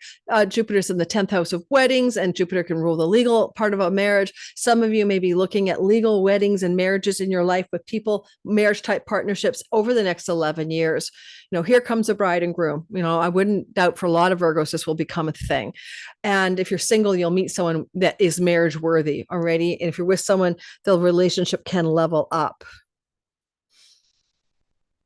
Now, a Saturn rules the house of children, and therefore some of you may indeed be pursuing having children or have the experience of having grandchildren over the next 11 years as a major theme of what this could indicate. Uranus could be unexpected children or grandchildren, particularly unexpected pregnancies, fertility, and grandchildren. So depending on your age and what you want, if it's grandchildren, you can't control that. That's your children. But if you don't want to have a baby, unexpected pregnancy may emerge off of the sky based on Uranus connected to Saturn and Venus, right? But then it's a destined pregnancy, a fated pregnancy, and just have to roll with it, I like this energy for the energy of Jupiter in a conversation with Mercury and a mutual reception. They could lead to great experiences of success with the public or an audience or marketplace in careers that involve teaching, speaking, educating others, or being the head of some commercial enterprise, rising to the top of some kind of hierarchical structures and work. Now, the other thing I want to note is that Mars flows from the 11th house of good spirit, and this can indicate some significant shifts in your life with regards to social groups and friendship circles and ambitions and goals you have around your career itself. But it's a softer touch here. And to me, it'd be like you're making moves to move away from and cut away from social groups and social circles that aren't fitting who you are over the next 11 years. It's not what you add, it's what you eliminate, the types of groups of belonging and friends that maybe not serving you or outworn the energy of something you desire. Juno going into the 3rd house just shortly after this conjunction. And this conjunction is felt all of April, but it's resetting you, right? 14th and 21st is more exact. I'd say that you may make some, well, first of all, a destination wedding. Some of you may do a destination wedding in the next 11 years sometime, but also resetting you and your agreements you might want to make with siblings, aunts, uncles, cousins, nieces, and neighbors, some recalibration around those relationships, and some new sort of social contracts may be forming here. Now, one of the things about overwhelm that happens with the North Node is you're working to achieve in a big hungry way. You're ravenously hungry for that wedding, that marriage success, that public audience marketplace thing to really succeed for you. Or you see your partner in love and relationship becoming ravenously consumed by the success story that they're creating in their work. If any of this is true, the soft releasing point and the remedy is the South Node in the house of you. So your partner's overdoing it. Let go, surrender, release. Don't overstress about their stress. You need to let go of a lot of things, but most deeply, how can you tune into your deepest spiritual wisdom and truth, no matter what the circumstances are on your life around you in the next 11 years? South Node is very much a guru stance. I mean, people born with South Node in the 1st house have to continually surrender and release things they thought were true about themselves. I'm born with that. And that also allows you to hold lightly onto identity. Well, guess what? You're going to do this next 11 years. Just when you thought you were like all set and you knew who you were, by releasing and surrendering who you are in relationship to your audience, a relationship to your marketplace, relationship to your partner. This is the remedy for the intensity of activity in the 7th house. The card I have for you is called Spring. It is a rabbit. And it says, see your seeds grow. Well, I told you to be careful for pregnancy, and you can't control grandchildren coming, but there you go. We all know that the rabbit is the symbol of making children because rabbits F like rabbits and make a lot of babies, and they're very, very productive. procreation. So, but it's also about new beginnings and fresh starts and things that wish to renew in your life. And so let's take a quick look at the idea of this little rabbit. Oh, you can't make this stuff up. Now, you don't have to have a real baby, guys. You could have, give birth to a business, give birth to anything. I can't find the rabbit. I know the section it belongs to, though, so I'm in the right section. Here it is. Spring. Here we go. You are ready to bring to life all of your ideas, inspirations, and projects. When this card appears, you're moving into a space that allows you to really grow, expand, and create in a way that you've never done before. Now, you don't have to limit this to growing a big belly as a woman and having a child, as I think about my Taurus Virgo rising daughter. But Saturn is involved here with Venus, the goddess of sperm and ovum, and Saturn rules your house of pregnancy. But if you don't want to make a baby, make a book, make an art project, make a business, these are fifth house energies in the next 11 years, and do all of it. Have a baby and a business, You are ready to bring to life all of your ideas, inspirations, and projects. And when this card appears, you're moving into a space that allows you to grow, expand, and create in a way you've never done before. There are opportunities for abundance, including financial growth. And if you're starting something new, prepare for a major expansion in your life and in your soul. When the spring card arrives in the future position, well, it's not the future, it's just your next 11 years. Okay, so that's what I got for you. Moving on to the next sign. Is it really only Virgo? Is this like a 2.5 hour video? Like, seriously? I know I stopped for a sandwich break, but seriously? Moving into the Libra, I'm halfway through. I think I need a bit of chocolate. Give me a minute. I'm not kidding. I have a little chocolate here. Okay, let's have a chocolate break. All right. Sorry, I'm going to just suck on the chocolate. Libra, go back. The last time you had an 11-year reset button was Scorpio. Money, earnings, resources, food style, face, mouth, teeth, nose, throat, all of that face forward. Vocation, calling, earnings, and money was your focus since 2013. Now, I don't care how old you are. If you're like 12, then you start a paper route or something. You were focused on resources and food style and speaking and using your voice and activating your calling in life.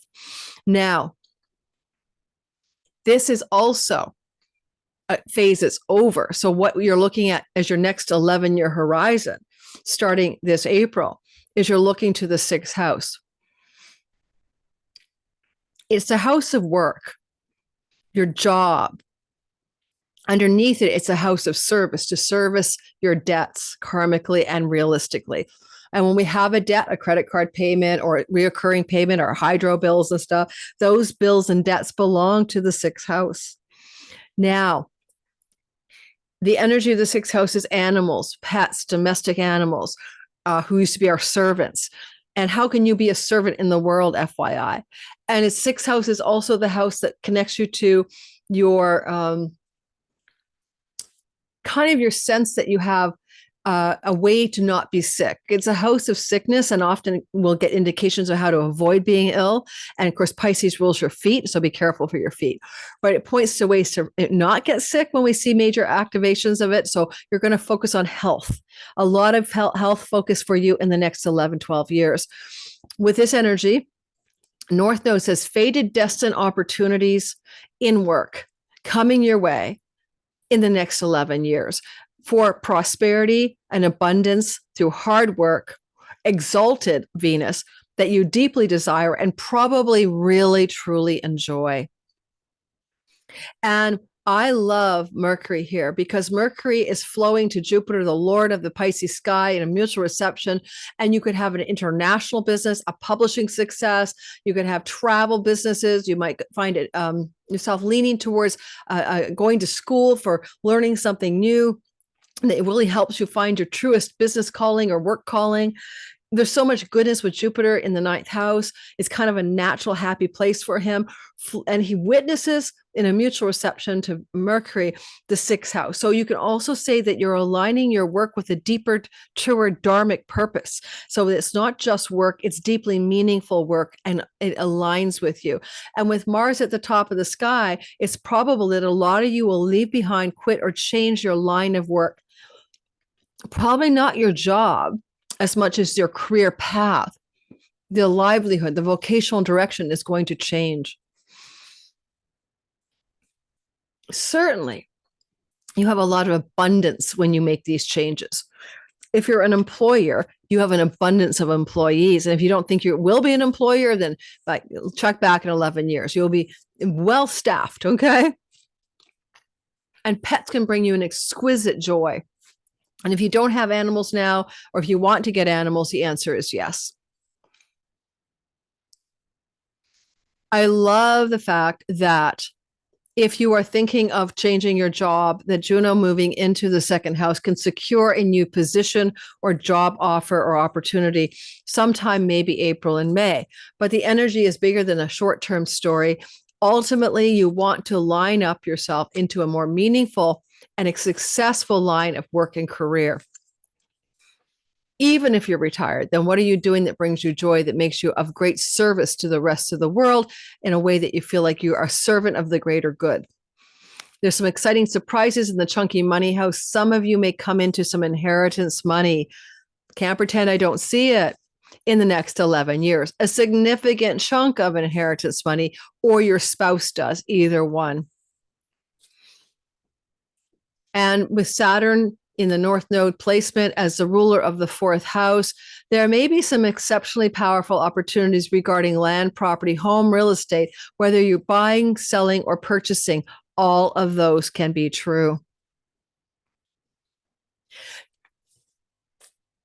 With this kind of stellium in the sixth house, hard work just simply works, right? Some people they work really hard and they get nowhere in life and they wonder what it's for.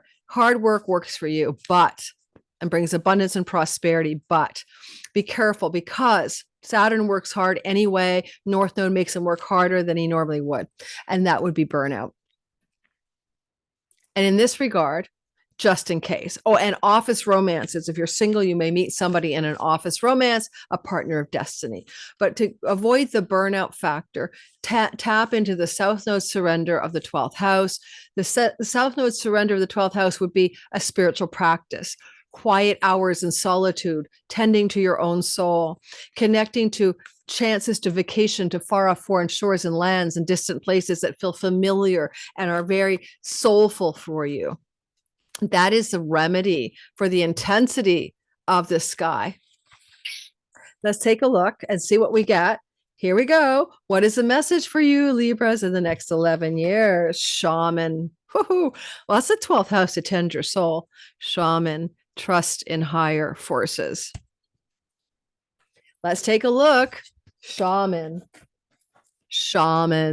trust in higher forces. So, not too shabby. You are activating the 8th house, which is a spiritual house with Uranus, and the South Node of the 12th house, which brings you in touch with deep spiritual energies. Okay, so that can make a lot of sense in this context. Oh, Shaman. Here we go.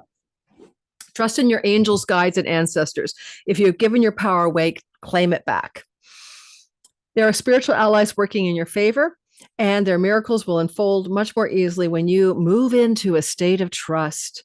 So call back your power and stop allowing external forces to divert you from the miracles that you deserve.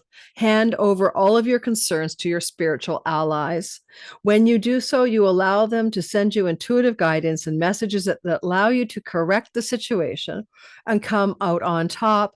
This is over the next 11 years, remember. The shaman card shows you that you have shamanic potential to move between the realms and to connect with your guides in an extremely personal way.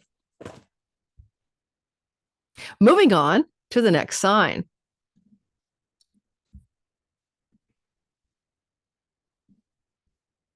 Scorpio, sun, moon, and rising sign. Hey, you know, the last cycle, because this once in a lifetime cycle that's coming up in Pisces, well, the last once in a lifetime cycle, 2013, was in your sign, Scorpio. You were expanding, growing, intensifying your worldly success in over time in destined fated ways, Saturn, learning some hard lessons as well along the way. Because the focus was on you, you are becoming larger than you thought you could be. You have been destined to change your identity. If it's your Scorpio sun, you were changing your career, moon, maybe home matters, but Scorpio rising, everything about you was in a destined opening up, changing, and sort of a sober-minded, serious look at who you want to be in the world. That energy is complete. It's gone. It's ended. Now you're looking at the fifth house: pregnancy, fertility, children, parenting. You're looking at the fifth house that opens you up to creative projects, artistic endeavors, muse-inspired creations, and entrepreneurial business endeavors.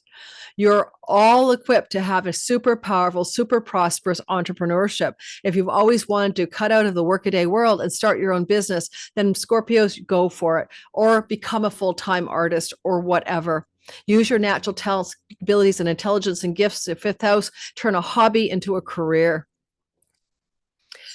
Because you will be abundant and you will work hard, Hercules, and you will be exalted, and Venus is exalting you here. This is powerful for artists. Exalted success in artistic endeavors, performing, acting, singing, writing, take your pick. But also an entrepreneurial business will do extremely well. And if you have an idea and you've been waiting on the sidelines, in the next 11 years is the time to launch that business. Certainly, you'll take time and effort and hard work, but it can succeed. With Mercury here in a mutual reception to Lord Jupiter, owner of the Pisces sky, you may also benefit from an inheritance in the next 11 years that allows you to follow your passionate pursuits, start a business, or maybe have a baby, because now you have enough money and the inheritance supports that. Jupiter in the eighth house also can allow you to make money in passive income, investment monies, royalty income, those sorts of chunks of money that can come to you. I love the energy as well because of a mutual reception that says, you could be very lucky financially. The good house of good fortune is like you could buy the winning stock, play the lottery, win a lottery, not every day for 11 years, but it's kind of a baked in games of chance can be beneficial for you in the next, 11 to 12 years. Unexpected surprises with Uranus in the seventh. Oh my God, I'm going to be a parent. Oh my God, my partner's pregnant. Oh my God, I'm going to be a grandparent. Surprise. If you want to reach an audience in a marketplace with your creative artistic output going viral sometime in the next 11 years, but maybe even sooner than that, maybe in the first, year of this energy, because of Uranus still in Taurus.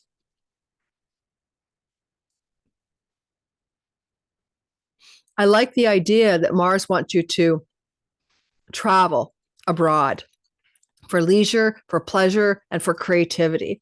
It tells me that very possibly the next 11 years does involve a lot of travel, globally, worldly travel.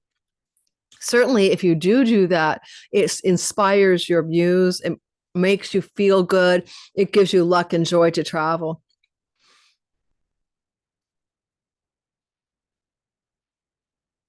I think with this energy of such intensity in the fifth house, even if you always thought you weren't creative or artistic, you will be. You'll discover you've got some natural abilities and talents, and especially coming from your fourth house or your third house. Third house would be, I'm a writer. Saturn is the house lord of that. I can write. I can be successful as a writer or marketer, seller, and I can do that online. But also, the fourth house is your childhood and your family, and the gifts of that you inherited go into the fifth house. Your talents that you come by naturally. You don't have to go to school to learn them. Those are prosperous for you. You're a natural singer, start singing. You're a natural painter, start painting. You're a natural performer, start performing. I give you full permission to be not starving artist, but prosperous, abundant, hardworking, legacy artist. So this is for those of you who need to hear this. Now, you can overwhelm yourself, and the solution is your friends. Time with your friends. Be connected to your larger group of social groups that support you, that want to help you. Let them in. Time with friends is balm and restoration for the intensity of this either creative, entrepreneurial, or parenting intensity over the next 11 years. And by tuning into the South Node, the wisdom there is the alliance of the friends that you have or the elder sibling relationship can deeply balance this story, because otherwise I could see you caught up in the artist studio of the chart, never leaving the damn, recording room or the painting room in the house, your canvases and stuff, and losing yourself to the ambition of the North Node in the house of the creative energy. So balance it with your social life. Find the time to be with friends, even when you have kids. Find the time for your friendships in your life. That will help you keep the balance between South and North Node. And every now and then with the South Node, be willing to let go of a dream, let go of a goal that you thought you could never let go of. It's like unstoppable. It's part of who you are. No, it's okay to say that is no longer a goal. By letting go of a goal or a dream that you had, you give yourself more balance in this intense fifth house activation. It's a luck house anyway. It's a house of good fortune, but still too much of a good thing, right? You could get carried away here.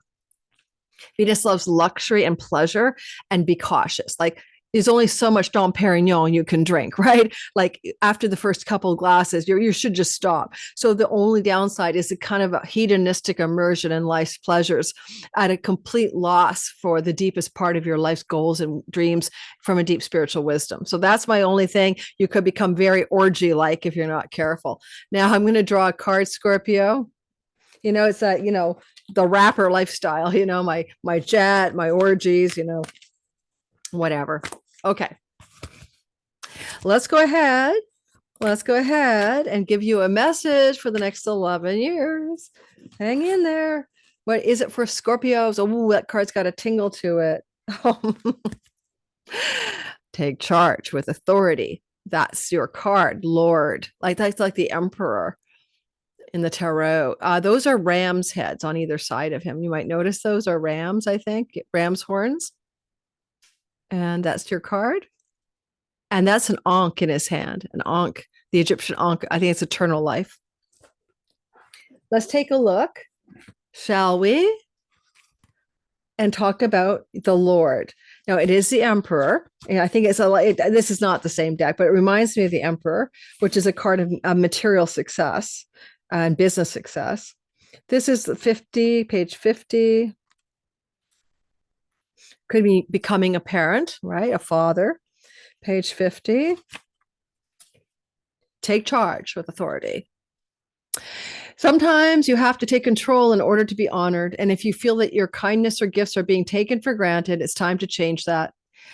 The gifts of the fifth house. There's no excuse for bad behavior, and ancestors are encouraging you to hold your ground, speak your mind in a fierce and loving way. You have the energy and the might to overcome drama or energies that are not working for your growth. It's time to take charge before you find yourself in a situation you don't want to be in. You are being encouraged to be the boss. Yes. Entrepreneurial fifth house, to be the boss instead of being bossed around. This card brings energy of ambition. It shows you have the potential to move upwards on a professional level. And I think it should be your own boss, but only if you act with authority and show the world who you really are. All right. So that's what I have for you guys. Let's move on to the next sign.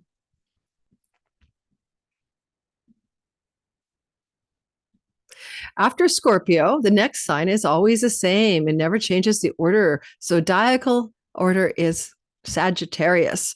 Don't forget, this is playing out the 14th and the 21st, once in a lifetime first and a lifetime reset button. You feel it all of April. You're resetting the fourth house. Before we talk about that, you already lived through an 11-year, or since 2013, actually, almost 12-year reset button in your 12th house.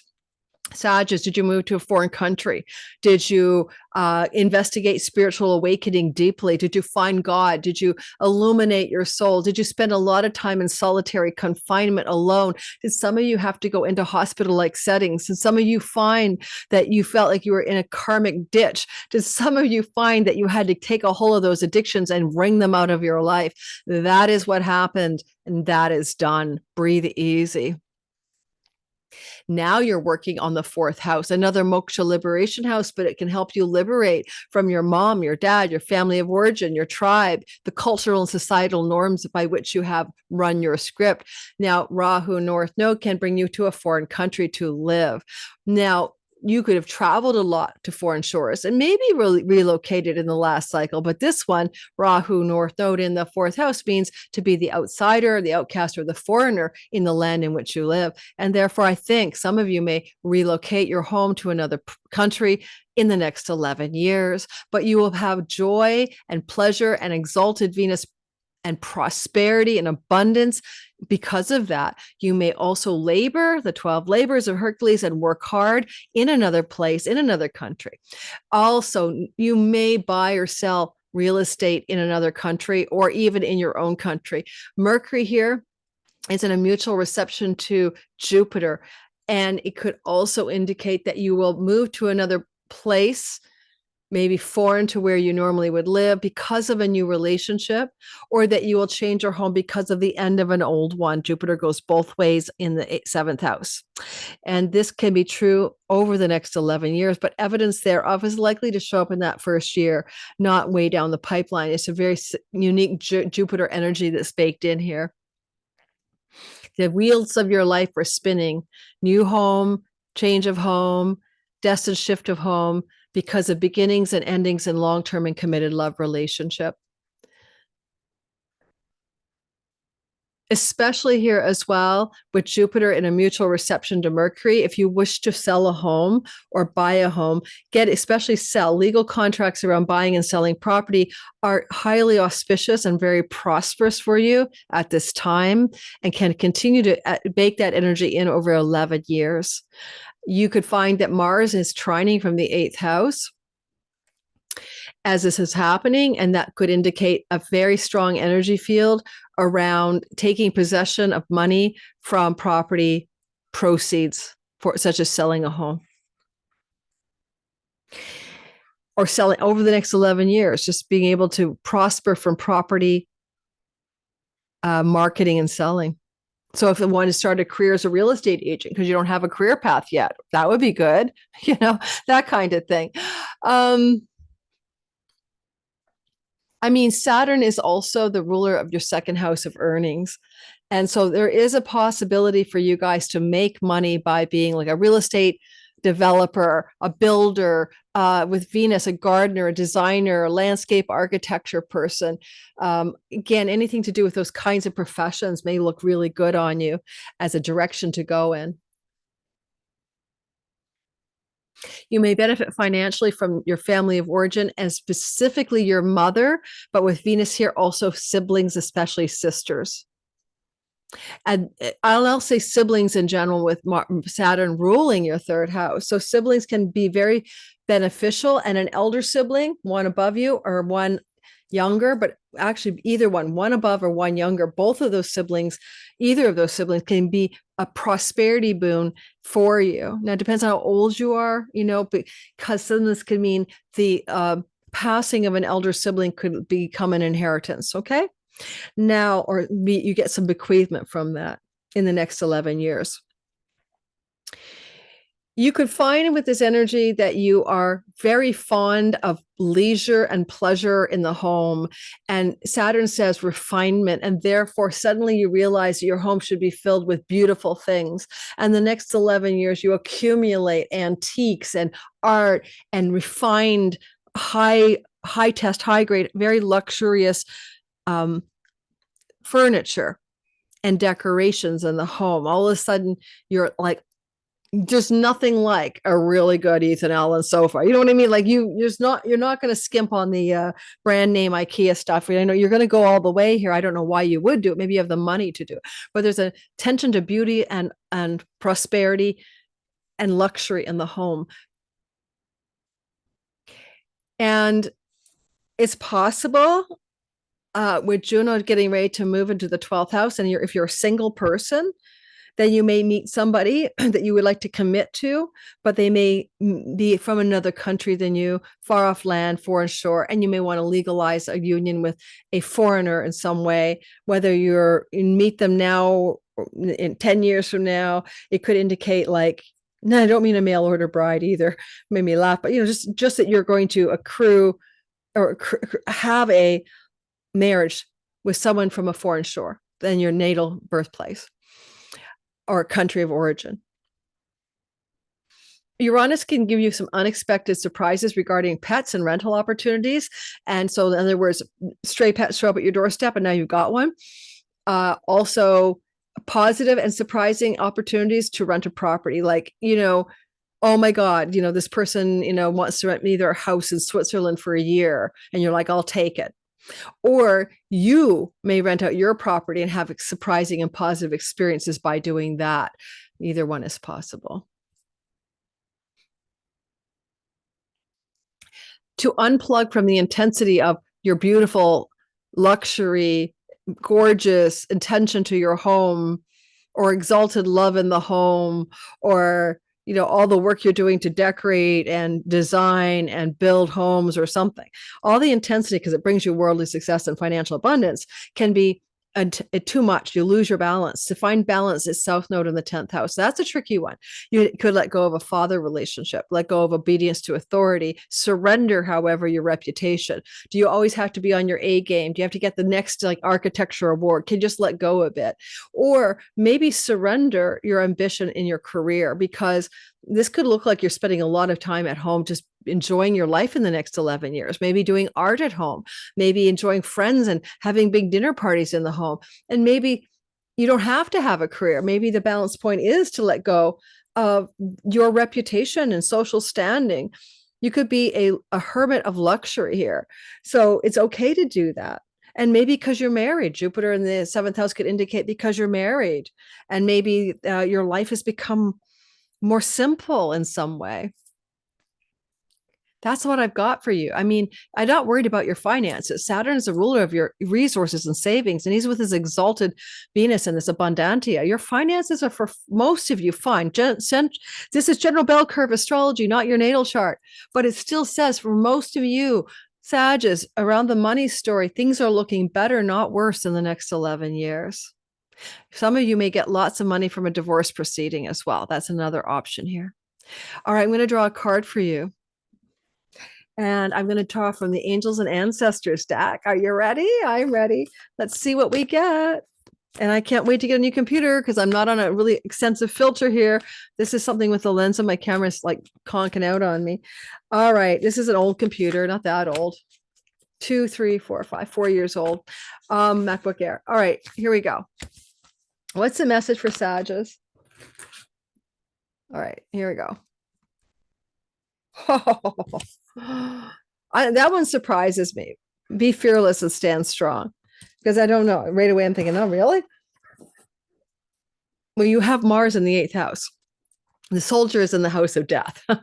Be fearless and stand strong. Okay, so we got to find warrior. Give me a minute. There we are. I just had it. Don't back down. Don't back. There's a song. Don't stand your ground. Don't back down. Stand your ground. Anyway, don't back down. Make your opinions heard, and don't settle for second best in life. So if you're experiencing, this is your next 11 years, if you're experiencing any fear, know it means that whatever is going on, it's important to you. Whenever you feel fear, you're on the verge of something big. Maybe a massive breakthrough that's going to really help you move forward. And if you have a situation on your hands where you have to face someone or something that's been unsettling you, know that you are guided to call up your inner warrior. Go for it. Do not falter. Do not be frightened, because you have the energy to protect yourself now and at all times. I forgot to say legacy wealth too. All that in the 4th house is a family's money that your parents and their families, and you may be benefiting because of Mars in the 8th from legacy wealth through inheritance. And that's true for you in the next 11 years. Moving on to the next sign. Am I recording? Yes. And we go over to Capricorn, Sun, Moon, and Rising sign. I think this is a 2-hour video. Capricorn, let's go. First of all, you have a finishing of a story that started in 2013 and is ending this year of the Scorpio activation of your chart. And that has been expanding your social circles and groups of belonging and focused on increasing gains in your career, including promotions, raises, and money. It's been very much also a focus on what you wish to attain and achieve as a part of your career success and worldly ambitions. And that has been true of you 2013, and it is closing down shop this time of your life. End of story. What's coming next is that you're activating an intense increase of focus for prosperity and success in your third house of short distance travel. Once in a lifetime, first in a lifetime, over the next 11 years, short distance travel, writing and communicating, marketing and selling, social media, the attention to your daily health routines and daily habits, more attention to a sibling or siblings, aunts, uncles, cousins, and the extended family system. But it's not just that you pay attention to all of the things I've outlined. And also you might become a teacher here, an educator, an instructor, or you may become very invested in learning. And over the next 11 years, these places are the places of destined prosperity, abundance, enjoyment, and desire. And Mercury is a speaker and a motivational one and a communicator in a mutual reception to Lord Jupiter, the wisdom and truth. Because of that, you can speak, write, and communicate in wisdom and truth. Jupiter in the house of karmic debts and service is to teach. Lots of you will move into professions of teaching, guiding, dispelling darkness, writing, communicating. If you want to just be a marketer and seller, you can do that. You can move into a career of marketing and selling and have great prosperity. And if you want to have a career in the social media sphere, that's good to go. If you want to rise in the ranks of some kind of corporation or, work environment, it shows you rising in the ranks because of your communications prowess and ability, and as well as your selling and marketing skills over the next 11 years. And Jupiter is witnessing from the sixth house, and therefore you might find yourself really orienting towards a debt repayment plan of some kind. It doesn't have to be literal. You may repay your karmic debts in the next 11 years to balance your karmic story, or you may literally be very focused on being prosperous in your work environment, and it's going to be the number one thing you're thinking about. Am I prospering in my work? You're certainly lucky in getting work if you need it, with Venus as the ruler of the 10th house and talking to Jupiter in the 6th. So getting work when you need work is going to fall into place. If you need work, you will get work. I love the energy here of Mars in the sense that he trines from the 7th house, indicating that a lot of worldly success may also be involving a significant relationship partner, and that their prosperity and success is also a part of yours. Another way to look at this as well, just for some of you, is that you may look at divorcing somebody, and in a divorce settlement, you may also prosper.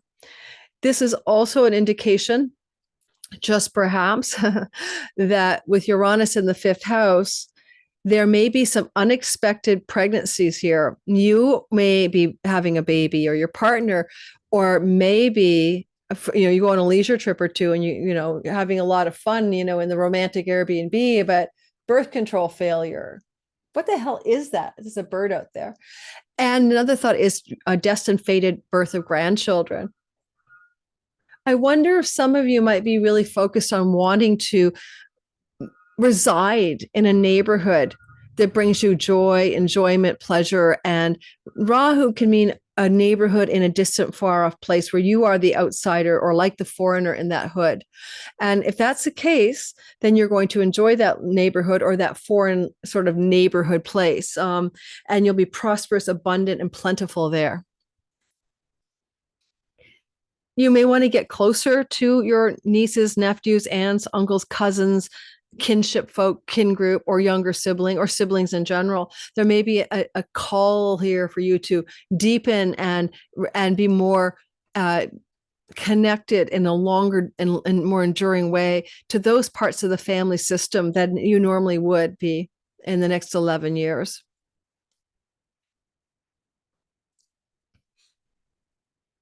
And you may be traveling a lot in the next 11 years because this is a travel house. And so shorter distance travel may become highly featured, but bring you great pleasure, enjoyment, satisfaction, and success, including traveling for work, including traveling for marketing and selling professions, writing as well, communicating as well, teaching as well, a traveling teacher, a traveling writer, a traveling communicator, marketing and selling. All of these are possible.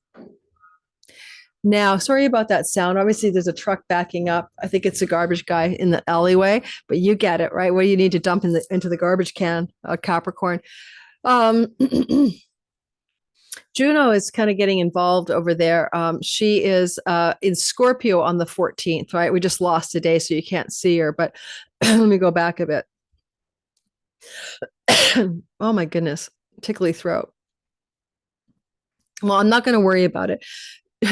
Trust me, Juno's at the very tail end of Scorpio on the 14th. And this is going to say, what agreements, vows, and contracts do you need to make connected to your career gains and allies and benefactors that may be very supportive for you. And you may just have to make some sort of contractual agreements regarding those situations. That's kind of a hard one to pin down, sort of a dedicated vow to a significant other connected to friends or siblings older than you, etc. All right. So I'm going to also say when you get overly ambitious in that third house, you're traveling too much, you're working too hard, you're selling and marketing, writing too hard, too much communicating going on, you're prospering, but you're exhausted.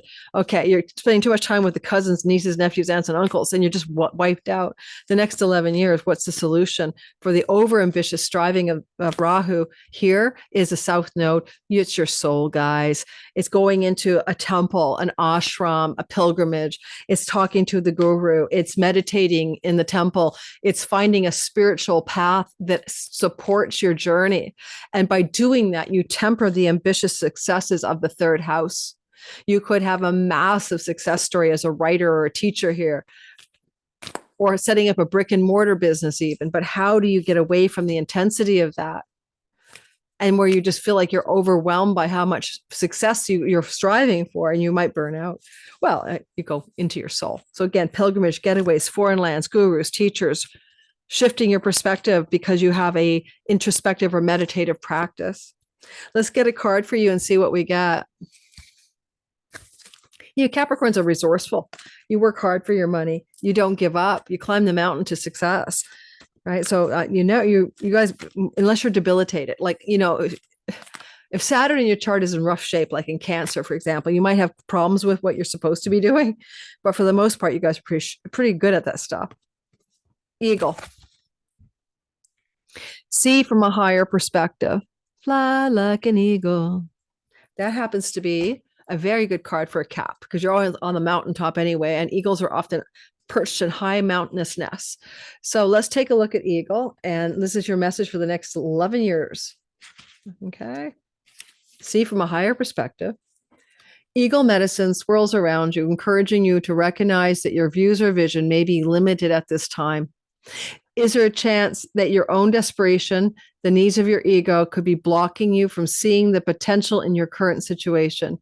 Now, this is true maybe for 11 years. Like, look to how your ego can get in your own way. Like I said, go off to the ashram or the pilgrimage, right? The South Node in your chart. If there are other people involved, you are being guided to see things from everyone's perspective. And if you are feeling the need for something to change, how can you take the higher road? Know that if you have intentions that aren't for your highest good, it will only hold you back. Eagle medicine can help you change this. The eagle brings the energy of healing and love directly from the heart of Father Sky and invites you to do all things from a place of love. All right. All things from a place of love. Whoa, we're coming to the finish line on, I think, a 2-hour video.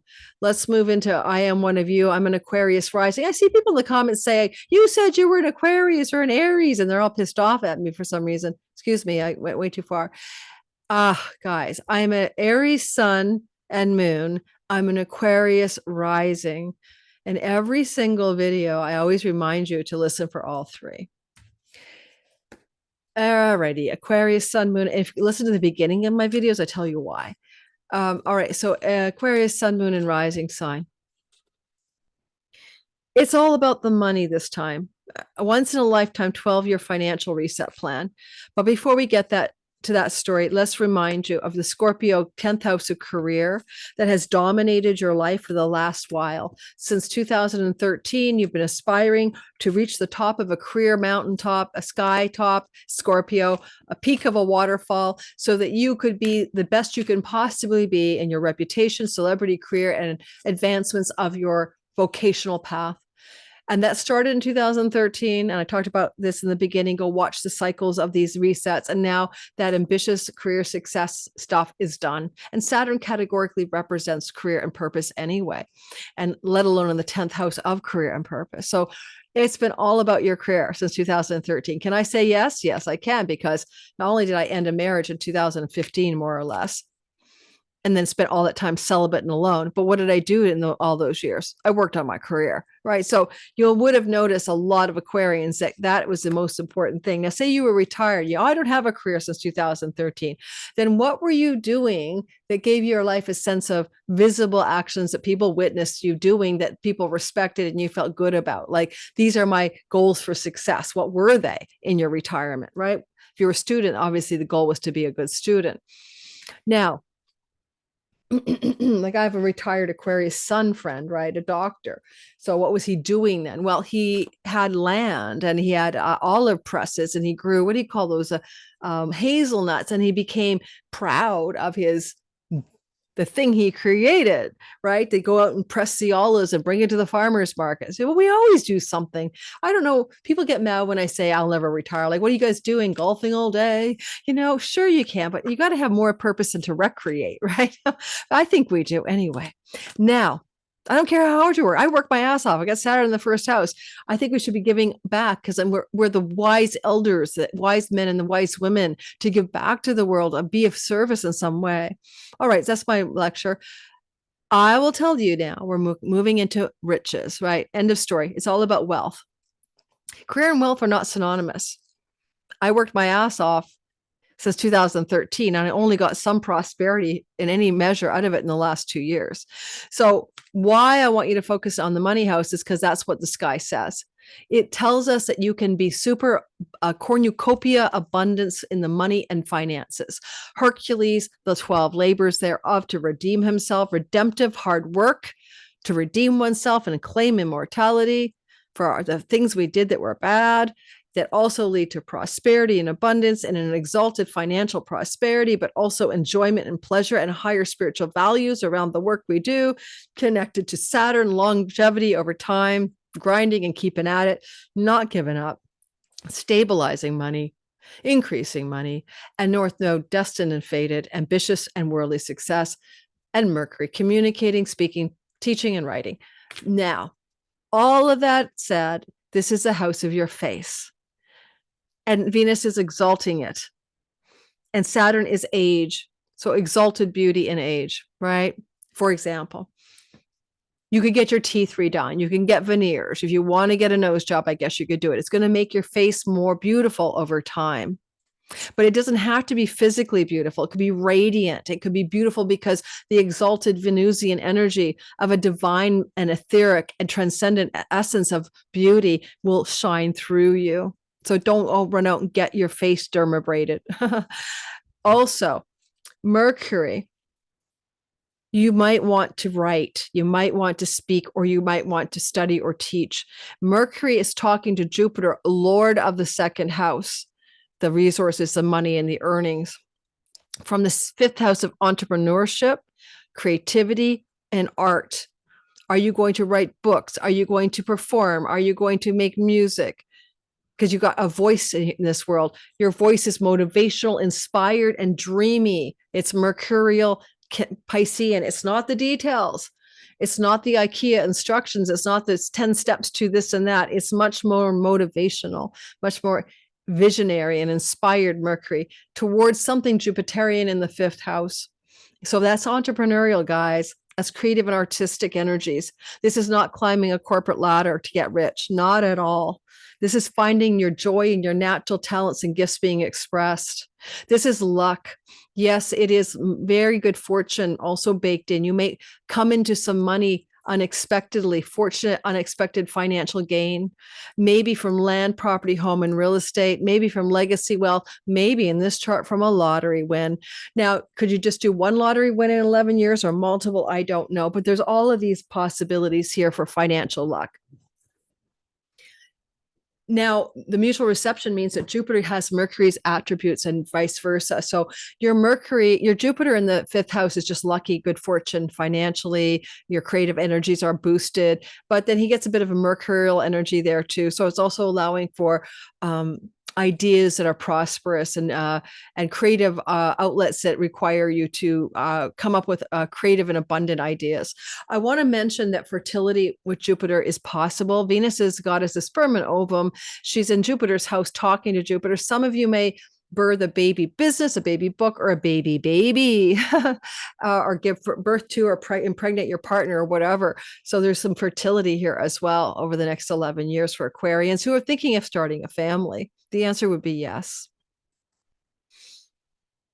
Unexpected changes of your home that are good for your finances as well. It's positive financial surprises connected to unexpected developments in and around and from home, property, land, and real estate. Like you buy a property and find out there's a gold mine underneath it. You thought you were just buying, a nice little, I need to get this comfortable, a nice little digs, on the edge of a mountain. And then you find out there's an abandoned gold mine and it's loaded with gold and you get to take the gold out. So it's kind of prosperity, unexpected abundance connected to the land. All right. This is kind of a joke, but you never know. What else? Sorry, I'm all wiggly here. I can't get comfortable. Mars is saying changing your vocation, changing your job, and changing your diet will help you thrive. You have Venus wants pleasurable food. Saturn says contain the pleasure. And Hercules says work hard. I guess I'd say if you have a tendency to be hedonistically overindulging in anything that you put through your mouth and nose, there's going to be ability to remove that temptation and to cure the problem. And there's a real movement for Mars to support that. But Mars wants to cut away or end or sever some aspect of job or work. And that will allow you to be more prosperous. For example, I'm probably not seeing clients again. I may open up a couple of spots. Maybe I'll keep my Mondays open and that's it. And that will allow more time to write the astrology book and be more creative on teaching courses and making courses because I only have so much time and I only have so much energy. Mars says you got to cut something out in order to prosper. So what I cut out, what you leave, you may leave the job, you may leave a role in your job, you may redefine your job by cutting something out of your work that allows you to be more prosperous because you're not doing too much. There's a book called Do the One Thing. And for any of you listening, do the one thing would be good advice under this next 11-year story. If you overextend yourself to work too hard to curb your appetites around what you eat and what you smoke and what you ingest, or you work too hard and you're stressed out about the money you're making a ton, but you're exhausted or something, or you're striving so hard that it's all about the money and you start to chase the paper. If any of that happens, the South Node in the 8th house is moksha, spiritual liberation reminder. Go deep. Go below the ego, dive underneath the character who's so ambitiously striving, talk to dead people, dig into the occult arts, learn new occult tools and techniques, Jupiter South Node, that can help you restore the balance. For it is a moksha place, a spiritual liberation place that sustains the balance between the striving that you're capable of overdoing quite easily, and the South Node of letting go, releasing, and surrendering. It is the house of death. We're here for a reason, a season and a time in each of our own lives, and that the South Node can always remind us of that. In Carlos Castaneda's Tales of Power, he talks about the bird on the shoulder, talk to death daily. How are you doing? Is it my turn? Are we leaving today? Befriend death. South Node is to be intimate with death. I mean, I'm intimate with death. Everyone I know has died. I've been out of my body, but, even more intimate with death. Like go into a connection to a relationship with surrender and death, because that'll keep you from getting caught up in the striving of worldly success that is so easy for you to get swept away by in such a prosperous and abundant second house. You can't take it with you. So yes, balance is important. Now, what's the message I have for you guys using the wisdom of the Oracle card deck? Oh, you're going to say, I'll never have money. I've never been rich. Well, no, that's not true. There's not one Aquarian who's not going to be more prosperous in the next 11 years. It's how do you balance your prosperity with your success and your spiritual life. Broken arrow, embrace the energy of peace. Broken arrow, embrace the energy of peace. Now, oh, wait, I want to show you the card. Broken arrow, embrace the energy of peace. It's not what I expected, given it's all about that worldly success, but maybe because it's about that worldly success, this is a real important message for us, the balance point. Like I'm learning to get that balance point only in the last couple of years, otherwise I'd say I was a workaholic in the last decade. People always say you're the hardest working astrologer on YouTube. And I think I don't want that moniker. I don't want to be known for that. That means I haven't broken my own spell. Sorry, guys, I'm looking for broken arrow. Broken my own spell, broken arrow. I produce a lot of content. I do that. I wonder if I need to produce less content. Okay, broken arrow. Here we go. Jeez. Come on. I like producing content. I like it a lot. Okay. Embracing the energy of peace. Let go of the need to defend yourself and prepare to offer peace. You are safe. If you've been exposed to situations in which you have felt the need to protect yourself, yes, YouTube trolls, F off, or defend what you feel is right. Yes, I'm a fiscal conservative, F off. I didn't used to be. Try incorporating working your ass off and having the government try to wrench away your money because they want to spend it on programs you don't believe in. Know that this is, and then we don't even have health service here. We don't have food. We don't have accommodations. This is a country that is going down, guys. We're almost broke in Canada. We don't have any standard of living anymore. It's gone down the trash bin. Okay, back to the thing here. I'm sorry about that. I apologize, Aquarians. Let me start over for us. If you have to defend yourself and what you feel is right, now this is coming to an end. With the arrival of the broken arrow card, you're being guided to know that the energies of the light are entering to wash away darkness. You can drop your shields and your protection. You are now in a situation that will honor you and honor your needs. Arguments are ending, disagreements are resolved. Prepare to talk things through, offer the peace you would like to enjoy.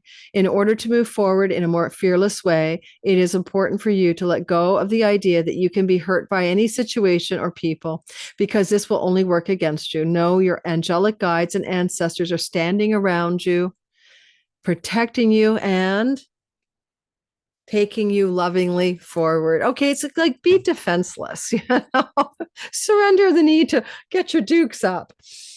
All right. Last but not least, Pisces.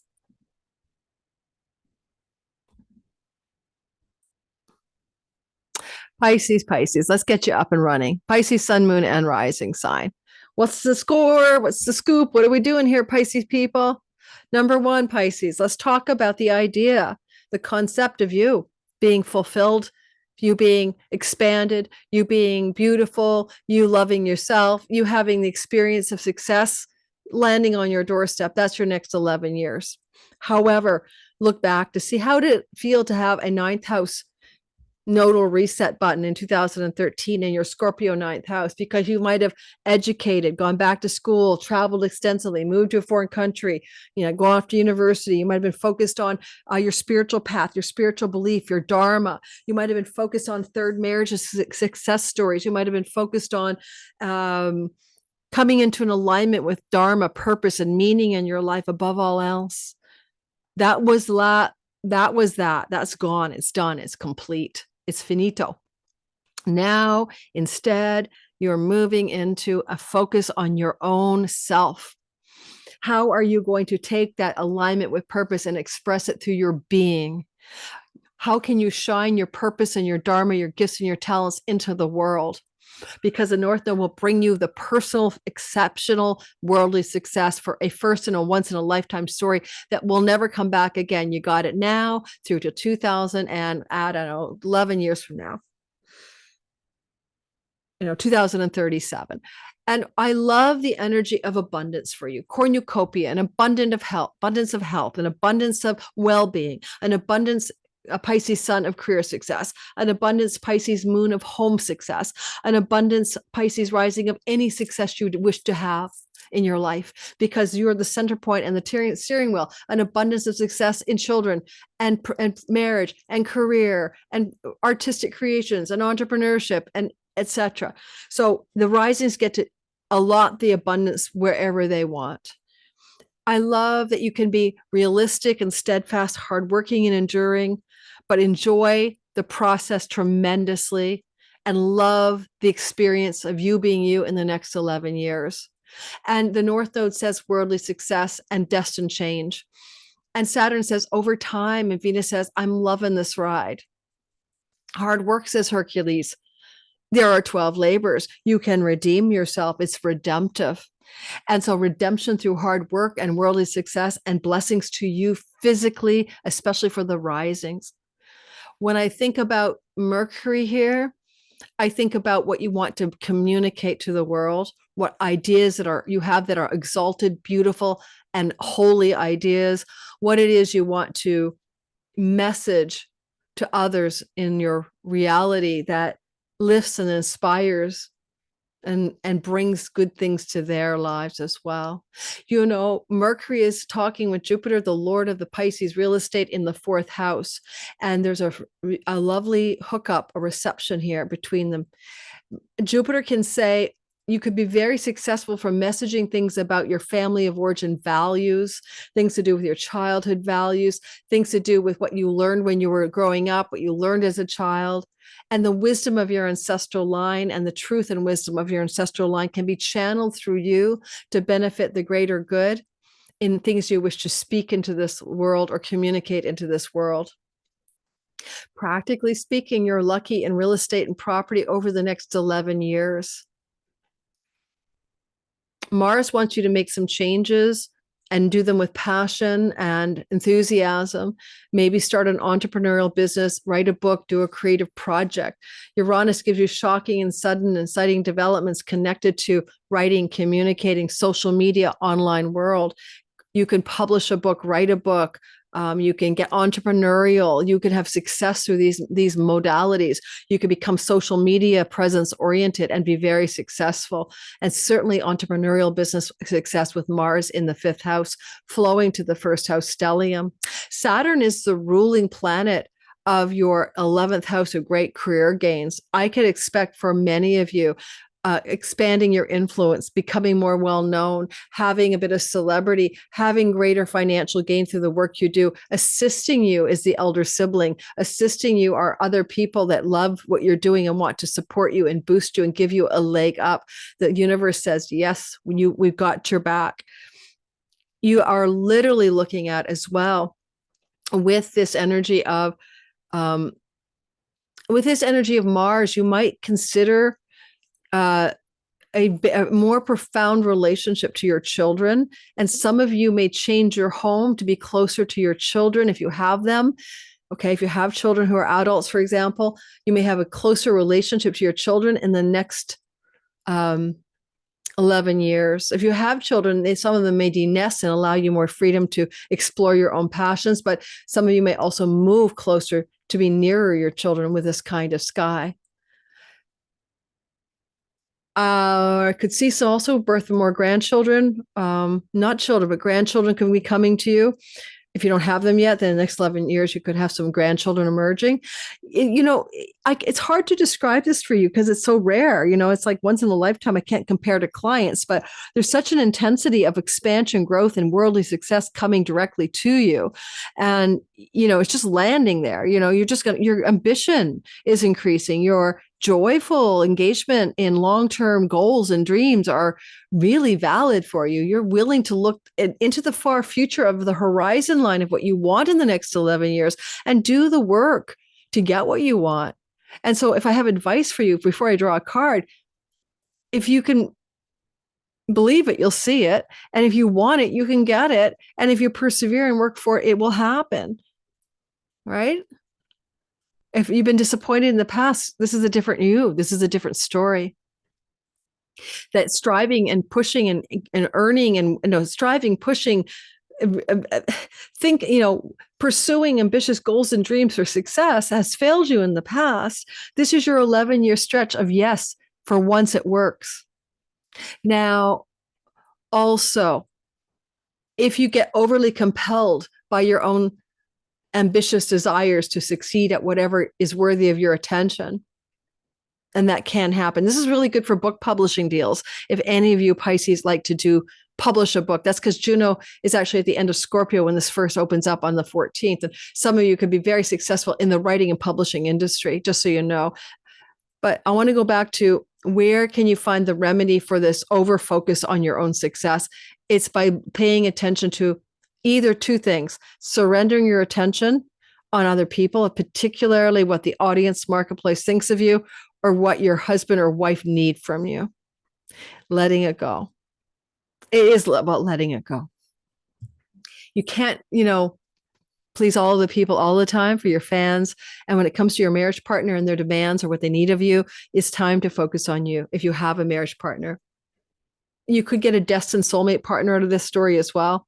But in the meantime, if you have a partner, let your needs be take care of yourself. There's an expression: you're responsible for 100% of your 50% of any relationship. Stick to your 100% of your 50%, because this will be a time in your life where that will pay off in spades. If you want to use the South Node as a remedy and as a resting point for all this intense increase of your own success, then find a spiritual shared path with a soulmate partner. In other words, meditate together. Chant together, light the incense together, have deep spiritual connection together. Could be very strengthening for your journey of the next 11 years ahead. Because maybe you have to let go of the relationship as well. South Node is like, I divorce, I separate, I release, it's over. And if being over supports the expansion and growth of the true you that you're destined to experience in the next 11 years, where success finds you, you don't find it, then it's okay to separate. It's meant to be. It's time to let that relationship go. Otherwise, it needs to deepen in a shared spiritual path for it to be of any source of nurturance for the success you're going to have in the next 11 years. I'm going to draw a card for you, and then we were all done. Holy man, this is going to be a 2.5-hour video. Maybe I'll just record one video today. Here we go. Here we go. Woohoo. Hermit, retreat and recharge. Well, first of all, Pisces, you usually know how to do that. Retreat and recharge. I love that. But I see the need for that, because the South Node in your marriage type house, your audience, your clients, significant relationships, public, marriage, it's like pull away from all those people, go inward. It's all about you. And that can feel like being a hermit sometimes, to pull away. And with Pluto moving through Aquarius, it's your 12th house of solitude, your house of aloneness, your house of isolation, your house of spiritual alignment. So being more attentive to the needs of yourself, taking the alone space you need in the next 11 years is interesting. Honestly, you can almost bake in that aloneness could be your best friend in the next 11 years. So Hermit, I'm sorry, I can't find it. So I'm just going to find it this way. Here we go. There we are. 38. I'm tired. 38. Retreat, recharge. All right. Here's your message, Pisces. It's not just for now. It's for the next 11 years. The vibe, the vibe. You have been working hard and giving all to your current situation. So think about your marriage, your clients, your audience, your marketplace, because that's the 7th house, South Node over there. And it may become draining and detrimental to your development unless you retreat and recharge your energies in the next 11 years. You are being guided to take a step back at this time. And if you are working on bringing something together, your over-involvements can impede the process. So retreat and breathe, retreat and breathe. If you have something to say or do that could have a larger impact on your life, spend time alone in deep thought, even in contemplation before moving forward. Often when we rush in, we don't see how destructive our actions can be. Yeah, North Node will make you impulsive, aggressive sometimes. So meditate and listen to your soul's wisdom before proceeding further. So always tap into the inner knowing of your soul. Go inward before you make major decisions around love, around clients, around relationships, around anything, career. That's what I've got for you. Use the inner hermit to acquire the wisdom, to make the moves you need to make, and recharge yourself as needed, because it's your body. Pisces rising, it's all about your body. The moon is also about your animating life force, and the sun is about your soul. And so all of this needs this inner recharge over the next 11 years, but it's baked in with Venus exalted. And if you, by the way, have never been celibate before, I know I hear you, but an exalted Venus in the house of you, especially for the risings, it can lead to a period of your life where you wish to be out of relationship, maybe even technically celibate, like not even having a good time with yourself for spiritual reasons.